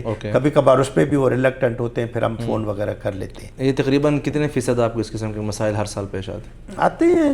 2000 3000 اس طرح کے لوگ جاتے، بڑھ بھی جاتے ہیں. کچھ ہم نے رجسٹ بھی کیے ہوتے ہیں. ایک فی بھی چھوٹی موٹی شاید لگائی ہوئی ہے ڈسکریج کرنے کے لیے. اور یہ فی اس لیے بھی ہے کہ اب آتے ہیں مدینہ پہ. جی، مدینہ سب سے ٹرکی ہے کہ اگر وہ یہاں سے کہے کہ میں ارلی مدینہ جاتا ہوں، سوال ہی پیدا نہیں ہوتا. کیونکہ اس کا عقد پہلے سے ہی ہوٹل کا اس فطرے میں ڈلا ہوا ہے. جی، ابھی جب جائیں گے تو نہ مسار کھلا ہوا ہے کہ میں کھول کے اس کا عقد نیا ڈالوں. ٹھیک ہے، کیونکہ اس کا سلاٹ تو بک ہے اگلے کسی ڈیٹ میں ہوٹل میں. ابھی وہ جائے گا تو یہاں کہاں رہے گا. ٹھیک ہے، جس دن اس نے مدینہ موو کرنا تھا، ایک بس میں موو کرنا تھا دوسرے حاجیوں کے ساتھ. بالکل ٹھیک ہے، وہ بس میں ابھی کہاں سے لاؤں. ٹھیک ہے، اور اگین وہاں سے مدینہ سے بھی فلائٹ اس کی جانی ہے. اس پہ ذمہ داری یہ ہے کہ یہ سارے کام خود لے گا. وہ جہاں سے خود ٹیکسی کر کے جائے گا، مدینہ میں اپنا ہوٹل کی بکنگ بھی دکھائے کہ میں نے یہ کروا لیا ہے، فلائٹ بھی دکھائے کہ یہ میں نے کروا لی ہے، آپ سے میں کچھ نہیں لوں گا، نہ آپ کے ہوٹل کی ذمہ داری ہوگی، آپ مجھے جانے کی اجازت دے دیں. اور تھوڑا بہت یعنی فی ہوتی ہے، اس کے بعد ہم اجازت دیتے ہیں. ایئرپورٹ کے اوپر جو حاجیوں کو بعض اوقات بغیر حج مشن کی مدد کے بیٹھے، ان کے لیے پھر آپ لوگوں کو کیا وہ ہوتا ہے؟ وہ کیوں ایسا ہوتا کیوں ہے؟ بس بہت پہلے چلی جاتی ہے یا فلائٹ پیچھے سے ڈیلے ہو جاتی ہے؟ کیا جو اس کی موومنٹ ہے وہ طوافہ کمپنی کی پری ڈیسائیڈڈ میں ہے، اور اس کو پاسپورٹ ہی اس نے وہاں جا کے دینے ہیں. فلائٹ ڈیلے ہو گئی جدہ پہنچنے کے ہاں، فلائٹ پھر آپ لوگ کیا کریں؟ اب اگر فلائٹ ڈیلے ہوئی تو کیا آپ نے پہلے سے حاجیوں کو مطلع کیا کہ فلائٹ ڈیلے تھی تو ہم ان کو بلڈنگ سے نکلنے ہی نہ دیں؟ یہاں بلڈنگ سے نکلنے کا تو ایشو ہے ہی نہیں، بس کا بھی ایشو نہیں ہے. ہمیں پہلے سے پتا ہو 10 گھنٹے لیٹ ہے، بلڈنگ میں بیٹھے رہیں، کھانا کھلائیں گے، بس کو 10 گھنٹے بعد بھیج دیں گے. اگر وہاں پہنچنے کے بعد فلائٹ ڈیلے تو ایئر لائن کی ذمہ داری ہے. اچھا، ہاں، ان کو اکوموڈیٹ تو اس میں پھر آپ لوگ کچھ نہیں کرتے؟ نہیں، کیونکہ ہم لوگوں کو تو ایئر لائن نے کہا نا کہ ان کو لے آؤ. جی، اب وہ وہاں پہ یہی سوال ہے. ابھی جب ہوٹل میں نکالنے سے پہلے آپ لوگ ایک دفعہ پھر کنفرمیشن لیتے ہیں؟ جی جی جی جی. اچھا جی، وہاں پہنچنے کے بعد اب ایئر لائن بھی ابھی تک آئی ہی نہیں، اس کا عملہ نہیں ہے، حج مشن. حاجی کیا کرے گا؟ حاجی کا کیا قصور؟ حاجی بیٹھا رہے گا ایئرپورٹ پہ، تو اور تو کوئی طریقہ نہیں ہے. اچھا، مطلب اس میں آپ لوگ کچھ نہیں کر سکتے؟ نہیں، ہم اس میں کریں بھی تو کیا کریں گے؟ مثال کے کھانا ہے یا کچھ؟ ہاں، کھانے کا ارینجمنٹ اگر ضرورت پڑے. کوئی بیمار ہے اس کی کچھ مطلب؟ ایئرپورٹ پہ ہمارا کلینک ہے چھوٹا سا. اچھا ہے، جی حج مشن کا ہمارا آفس ہے. حج مشن ہر آفس ہر ایئرپورٹ پر ہے؟ اس ایئرپورٹ پہ، جدہ والے ایئرپورٹ پہ، اور ادھر پہ بھی ہے، ادھر پہ بھی ہے، لیکن جدہ والے ایئرپورٹ پہ ایک کلینک بھی ہے ہمارا، تو اس حد تک ہم اس کو کیٹر کرتے ہیں. لیکن جدہ ایئرپورٹ پہ بیٹھنے کی جگہ بھی بہت بڑی ہے، ایئر کنڈیشن لاؤنجز ہیں. اچھا، اب اگر اس میں ایسا کوئی معاملہ آ جاتا ہے کہ جی فلائٹ 10 گھنٹے لیٹ ہو گئی ہے، تو جہاں تک میں لاس کو جانتا ہوں کہ جب آپ ایئر لائن کے کہنے پہ اس ٹائم پہ پہنچ گئے تو یہ ایئر لائن کی ذمہ داری. خدا نہ خواستہ ایسا معاملہ آ گیا تو ہم لوگ بھی کوشش کریں کہ کھانا کھلائیں یا وہ کریں، کوئی اتنی بڑی بات. وہ تو سعودی گورنمنٹ بھی بہت ماشاءاللہ خیال رکھتی ہے، شاید ان کو سب سے زیادہ فکر ہوتی ہے. اگر آپ ایسے ہی کریں تو ہم کہتے ہیں کھلا لیں گے. حج مشن کا کیا رول ہے؟ میں یہ پوچھ رہا ہوں. حج مشن کا اس میں ایز سچ یہ رول نہیں ہے، کیونکہ ہم ان کو مثلاً انگیج تو رہیں گے ان کے ساتھ، ایئر لائن کے بھی ساتھ انگیج رہیں گے، ایک ایئرپورٹ کی وہ جورسڈکشن میں پہنچ گئے، ٹھیک ہے نا. اب اگر ان کو کھانے کی بھی ضرورت ہے وہ بھی ہم دے دیں گے، کوئی مسئلہ نہیں. ٹھیک ہے. تو یہ آپ کے جو حج مشن کے حجاج خدام، جسے خدام حجاج ہوتے ہیں، ان کا کیا کیا سروس دیتے ہیں یہ حجاج کرام؟ جی اس میں جیسے میں نے آپ سے کہا کہ کوئی تقریباً 450 تو میڈیکل وہ تو ہو گیا، نہیں جو فیلڈ میں ہے نا، بلڈنگز وغیرہ میں، باقی جو ہماری سیکٹر وائز جو ڈپلائمنٹ ہوتی ہے، ٹھیک ہے، سیکٹر میں آپ ان کو جو بھی نام دے دیں، کچھ فوڈ سے ریلیٹڈ لوگ ہوتے ہیں، کچھ ٹرانسپورٹیشن سے ریلیٹڈ ہوتے ہیں، کچھ مانیٹرنگ سے، کچھ کمپلینٹ ہینڈلنگ پہ، کچھ جو ہے کمپلینٹ کال مینجمنٹ پہ، اور کچھ مشاعر کی جو ارینجمنٹ میں ہو رہے ہیں. یہ مختلف چیزیں انشور کرتی ہیں کہ حاجی کو منیمم سے منیمم ٹربل ہو.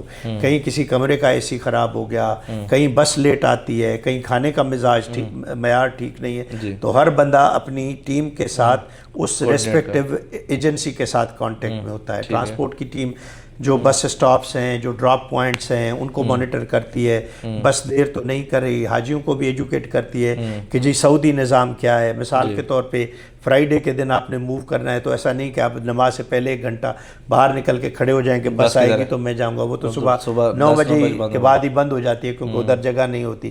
اسی طرح مغرب اور عشاء کے ٹائم پہ بس میں کا ٹائمنگز ڈیفرنٹ ہوتی ہیں. آپ کو نماز سے 1 گھنٹہ پہلے بس بند ہو جائے گی کیونکہ جس ڈراپ پوائنٹ پہ جائیں گے وہاں شٹل نہیں ملے گی. تو یہ اسی طرح سے کوآرڈینیٹ کرتے ہیں. کھانے کا ڈیلی ٹیسٹنگ ہوتی ہے، حاجیوں سے انٹرویو ہوتا ہے. جیسے میں نے کہا کہ ہم خواہشات سے کمپلینٹ کو سیپریٹ کرنے کی کوشش کرتے ہیں. یہ اچھی بات ہے. ایک آپ نے بلڈنگ میں ایک بندے نے کمپلینٹ کی، 5 دوسرے بندوں نے کی، تو ہم اب کس کا سچ مانیں؟ اس کو سچ مانیں یا نہیں؟ پھر اسٹیٹسٹیکلی بھی دیکھا جاتا ہے کہ جی کتنا پرسنٹیج ہے. اگر 80,000 آئے ہوئے ہیں اور آپ کے پاس کھانے کی ٹوٹل 100 کمپلینٹ جنریٹ ہوئی ہیں تو as a percentage of total حجاج لیس دین 1% ہے. تو کیا یہ ٹیسٹ بڈ کا ایشو ہے یا کھانے کا ایشو ہے؟ کہیں ڈیلے بھی ہو جاتی ہے، فائن بھی لگتے ہیں، کسی کو 5,000 10,000 25,000 ریال. جی کس کو؟ کیٹرنگ نہیں اس وقت یعنی فائن تو لگے ہیں سسٹم میں کوئی 35,000 ریال کے قریب، لیکن یہ ناٹ نیسسرلی کہ اس طرح کے فائن ہو. کسی کو دیر سے کھانا پہنچانے پہ فائن لگا. اوکے، نہیں یہ آپ کرتے ہیں کیٹرنگ کو یا سعودی؟ وہی جو ہم نہیں ہم کرتے ہیں، جو ہماری ٹیم وہاں پہ ہوتی ہے. اوکے، حاجی کو دیر سے کھانا دیا، کھانا ختم ہو گیا اس پہ بھی، اور اگر کھانا خدا نہ خواستہ مینیج ہی نہیں ہو پا رہا، ٹیسٹ مینیج نہیں، تو کچن بند بھی کر لیتے. ہم نے اس وقت تک میرا خیال ہے 2 کچن کو فارغ کر کے دوسروں کو کوٹا. تو اس میں سعودی جو گورنمنٹ ہے وہ بھی انوالو ہوتی ہے یا صرف آپ لوگوں کا اپنا انٹرنل؟ یہ سارے سعودی اپرووڈ کچن ہوتے ہیں. سب سے بڑی بات یہ ہوتی ہے. لیکن اس کے بعد وہ لوگ مینجمنٹ نہیں کر پاتے. کسی کچن کی ایڈمنسٹریٹو مینجمنٹ اچھی ہے، کوئی ہم نے نیا کچن لے لیا، وہ ادروائز تو کچن اچھا تھا، اس صدمے کو سہ نہ سکا، اس پورے ماحول کو سہ نہ سکا، اس کوآرڈینیشن کو، وقت پہ کھانا پہنچانا، بس گاڑیاں لگانا، حاجی کو مینیج کرنا. کسی کو وارہ نہیں کھاتا، کسی کا پروفٹ مارجن کم ہو جاتا ہے، کسی کا زیادہ ہوتا ہے. اکانومیز اسکیل ہے نا، کوئی بہتر مینیج کرتا ہے، کوئی کم، کوئی بھاگنے کے چکر میں ہوتا ہے. یہ ہوتی رہتی ہیں چیزیں. تو کتنا بڑا ٹوٹل کتنے کچن جو 1,20,000 حاجیوں کے لیے آپ لوگوں نے ہائر کیا ہوئے؟ مکہ میں تو میرا خیال ہے ایز آئی ریکال 15 کچن تقریباً. جی. تو بسز کے حوالے سے کچھ بسز اونلی پاکستانی حجاج کے لیے ایلوکیٹ ہیں؟ بسز ہیں ہی، جو سلوات ٹرانسپورٹیشن ہے وہ ہماری پاکستانی حجاج کے لیے ہی ہے. کتنی بسز ہیں؟ ایک فارمولے کے تحت ہم 250 پہ ایک بس لیتے ہیں. اوکے، 250 حاجیوں. ٹھیک ہے، یہ لانگ حاجی ہے. اوکے. جو شارٹ حاجی ہے اس کے لیے پھر 250 پہ ڈیلی بس لی جاتی ہے. اوکے، ٹھیک ہے نا. تو دونوں کا فارمولا مختلف ہے، لیکن یہ ٹوٹل ایوریج تعداد تقریباً میرا خیال ہے کوئی 450 بسز جب سارے لوگ ہوں گے سسٹم. ہاں جی 24 ہاں جی. جب میکسیمم ہوگا حاجی تو 450 بسز یا 475 بسز سسٹم میں کانسٹنٹ بیسس پہ 24 گھنٹے چلیں گے. ٹھیک ہے. ایسے کون سے ٹولز استعمال کرتے ہیں جس سے حجاج کرام کو سہولت ہو؟ نصرت کا تو پاک حج ایپ اپلیکیشن ہے ہمارے پاس، جو ہے جو سلوار ٹرانسپورٹ ہے اس کا بس ٹریکر ہے. ٹھیک ہے. ہمارے پاس جو ہے کمپلینٹ مینجمنٹ ٹریکنگ ہے. ہر بس کے علیحدہ آئیڈینٹیفیکیشن آپ جی. ہاں یہ بھی آپ کو دکھایا جا سکتا ہے کہ یہ بس اس وقت کہاں ہے, یہ کتنی دیر پہلے بلڈنگ چھوڑ چکی ہے, اس وقت کتنی بسیں کھڑی ہوئی ہیں ڈراپ اس پہ بس اسٹاپ پہ, کتنی ڈراپ پوائنٹس پہ کھڑی ہوئی ہیں, کون سی چل رہی ہیں, تاکہ بس ڈرائیور کو بھی مانیٹر کیا جا سکے کہ تم کتنا ٹائم ایک لوپ میں چلنے کا لیتے ہو. اور حج اس کو جو پلگرم کو ہے اپنی ساری بلڈنگز کا, کلینکس کا, منا کا, عرفات کے کیمپس کی لوکیشن ہے, جس وقت جہاں چاہے وہ اس لوکیشن کو لے کے جا سکتا ہے. سارے ایمرجنسی نمبرز ہیں ان کے پاس, جس کو چاہے کانٹیکٹ کر سکتے ہیں. ساری ڈسپنسریز کی لوکیشنز ہیں, انفارمیشن پوری ہے اس کے پاس. حج کے سفر میں ہر لمحہ کنیکٹڈ رہیں. وادی ای سم لایا ہے سعودی data E some per 15% of. اب بنا کسی ٹینشن کے انٹرنیٹ استعمال کریں اور فیملی سے رابطہ رکھیں. اپنی ای سم ابھی حاصل کریں www.wadiisim.com. جو حجاج کرام یہاں آ کر فوت ہو جاتے ہیں, اللہ پاک کو پیارے ہو جاتے ہیں, ان کے حوالے سے کیا پریکٹس عمومی طور پر رہتی ہے اور کیا مشکلات پیش آتی ہیں؟ دیکھیں پہلے تو اگین وہی والی بات کہ جب حاجی فارم سائن کرتا ہے تو وہ یہ کمٹ کرتا ہے جی, اس میں بھی ڈکلیریشن ہے کہ اگر کوئی ڈیتھ وغیرہ ہو جاتی ہے تو سعودی لاز کے مطابق ہم وہاں پہ دفن کریں گے, ٹھیک ہے. اور یہ بھی ایک پورا نظام ہے, جب وہ ہو جاتا ہے تو ہمارا میڈیکل مشن جو ہے اس سے کنسرنڈ ایجنسی سے رابطے میں آ جاتا ہے, کاغذات بنتے ہیں, ان کے جو لواحقین یا دوست ہوتے ہیں, یا اگر اکیلا ہے تو پاکستان سے ان سے پرمیشن لی جاتی ہے, ایفیڈیوٹ واٹس ایپ پہ, فون کال وغیرہ وغیرہ, وہ ایک پروسیجر ہے پورا. تو ان کے جو ڈیزگنیٹڈ ہے, مکہ مدینہ ہے تو جنت البقیع میں, یا جنت المولا, یا کچھ دوسرے شہداء قبرستان ہے ادھر دفنایا جاتا ہے. اگر حاجی خدا نخواستہ یا اس کے لواحقین کہتے ہیں کہ جی ہمیں واپس لے کے جانا, تو وہ ایک لمبا پروسیجر ہے جس میں کاسٹ بھی انوالوڈ ہے کافی ساری. تو وہ کون پے کرتا ہے کاسٹ؟ وہ میرا خیال ہے حاجی کو ہی پے کرنی پڑے گی. سعودی نے تو کہا کہ میں یہاں آپ کے دفناتا ہوں, وہ کاسٹ حاجی کو نہیں بیئر کرنی. آپ لوگ بھی نہیں پے کرتے اس؟ نہیں, وہ سعودی کا انڈرسٹینڈنگ. پاکستان حج مشن نہیں, پاکستان حج مشن ان کے لواحقین کو پے کرنی ہے. ہم کرتے ہیں جو اسٹریچر کیسز ہوتے ہیں, مثلا کسی حاجی کو واپس جانا پڑ گیا تو اسٹریچر جو ہے اس پہ ہم پاکستان میں جو جہاز میں 3 سیٹیں خریدتے ہیں وہ حج مشن بیئر کرتا ہے, لیکن اس کیس میں پھر وہ لواحقین کو وہ کاسٹ بیئر کرنی پڑے گی. اگر حج سے پہلے حاجی فوت ہو گیا تو کیا آپ حج سے پہلے ہی بھجواتے ہیں یا پھر حج کے بعد تک اس کو سرد خانے میں رکھوایا جاتا ہے یہاں پر؟ اگر کسی نے کہا کہ واپس, وہ پھر پروسیس شروع ہو جاتا ہے, اس پروسیس کو ختم ہو جائے گا نا آپ کی ساری ٹیم انوالو, ایک آدھا بندہ اس میں لگ جاتا ہے, پھر اس میں شاید کاؤنسلیٹ بھی انوالو ہو جاتی ہے, تھوڑا سا آپ لوگوں سے برڈن ہٹ جاتا ہے. ہاں, برڈن تو اس طرح سے نہیں ہے, کیونکہ کچھ ایجنسیاں ہیں موفا سے پرمیشن ہوتی ہے, کچھ ہیں. بہرحال میں ایگزیکٹلی اس کو اس وقت شاید نہ بتا پاؤں آپ کو, ہمارے ڈاکٹر کو یا میڈیکل مشن کو پوری ایک چیز پتہ ہے. تو بہت شکریہ ونس اگین. لیکن یہ بتائیں اگلے سال کے لیے کیا پلاننگ شروع ہو چکی ہے یا ہوگی؟ آپ کے یہاں آنے کے بعد جو 4 سال کا ایکسپیرینس ہے, کیا چیز آپ نے یہاں پر آ کر نہیں سیکھی؟ جی پہلا تو حج آپ کو پتہ ہے کہ میں نے 40 دن پہلے حج سے یہاں پہ آیا تھا, 23 میں, تو وہ حج میرا کافی لرننگ والا حج تھا. اس کے بعد 2024 25 26 میں کافی انٹروڈیوس کی, وہ آپ سے پہلے ہی بات ہو چکتی ہے, ریفارمز لائے گئے, اور یہ کانسٹنٹ پروسیس ہے. سعودی عرب کا حج بھی ہر سال اس میں ریفارمز آ رہے ہیں, چینجز آ رہی ہیں. تو انشاءاللہ پاکستان منسٹری بھی کوشش پوری کر رہی ہے کہ جو جتنی یعنی ایڈوانس ٹائم لائن ہے اس کے مطابق پلاننگ کرے. اس سال ہماری بھی ریکویسٹ ہے اور منسٹری کی بھی کوشش ہے کہ جتنی جلدی سے حاجی رجسٹر کیا جائے اور پروکیورمنٹ یہاں پہ کی جائے, تاکہ کیونکہ جتنی جلدی پروکیورمنٹ کریں گے آپ کی پلاننگ اچھی ہوگی, پلاننگ اچھی ہوگی آپ کے آپریشنز اچھے ہوں گے. تو ہوپفلی اس سال کی پلاننگ پچھلے سال سے بہتر ہوگی. تو بہت شکریہ آپ کا. اگر کوئی سوال رہ گیا ہو تو آپ لوگ نیچے کامنٹس میں بتائیے گا. ڈی جی صاحب ابھی ادھر ہی ہیں مکہ مدینہ میں, تو ان سے جو ہے دوبارہ ہم ایک اور نشست کر لیں گے. میں آپ کا اور آپ کی ٹیم کا شکر گزار ہوں کہ آپ لوگوں نے ٹائم دیا. مجھے خوشی ہے کہ آپ نے یہ پروگرام رکھا اور اتنے سارے سوال ہوئے, تاکہ ہم بھی چاہتے ہیں کہ جی حاجی تک معلومات صحیح پہنچ سکے. کوئی ایک آپ پیغام دینا چاہیں تو وہ بھی بس پیغام میرا یہی ہوگا, حاجی صاحبان اللہ تعالیٰ آپ کا حج مبارک کرے, اور ہمارے عملے سے بھی تعاون کرنے کی کوشش کریں. یہ لوگ دن رات آپ کی خدمت میں معمور ہیں, کہیں کوئی مسائل ہمارے حل کرنے کے ہوتے ہیں, کہیں ہمارے اس سے باہر ہوتے ہیں. آپ تھوڑا سا صبر کا دامن ہاتھ سے نہ جانے دیں, ایک دوسرے کو برداشت کریں. اللہ تعالیٰ آپ کا حج قبول فرمائے. بہت شکریہ. بہت شکریہ.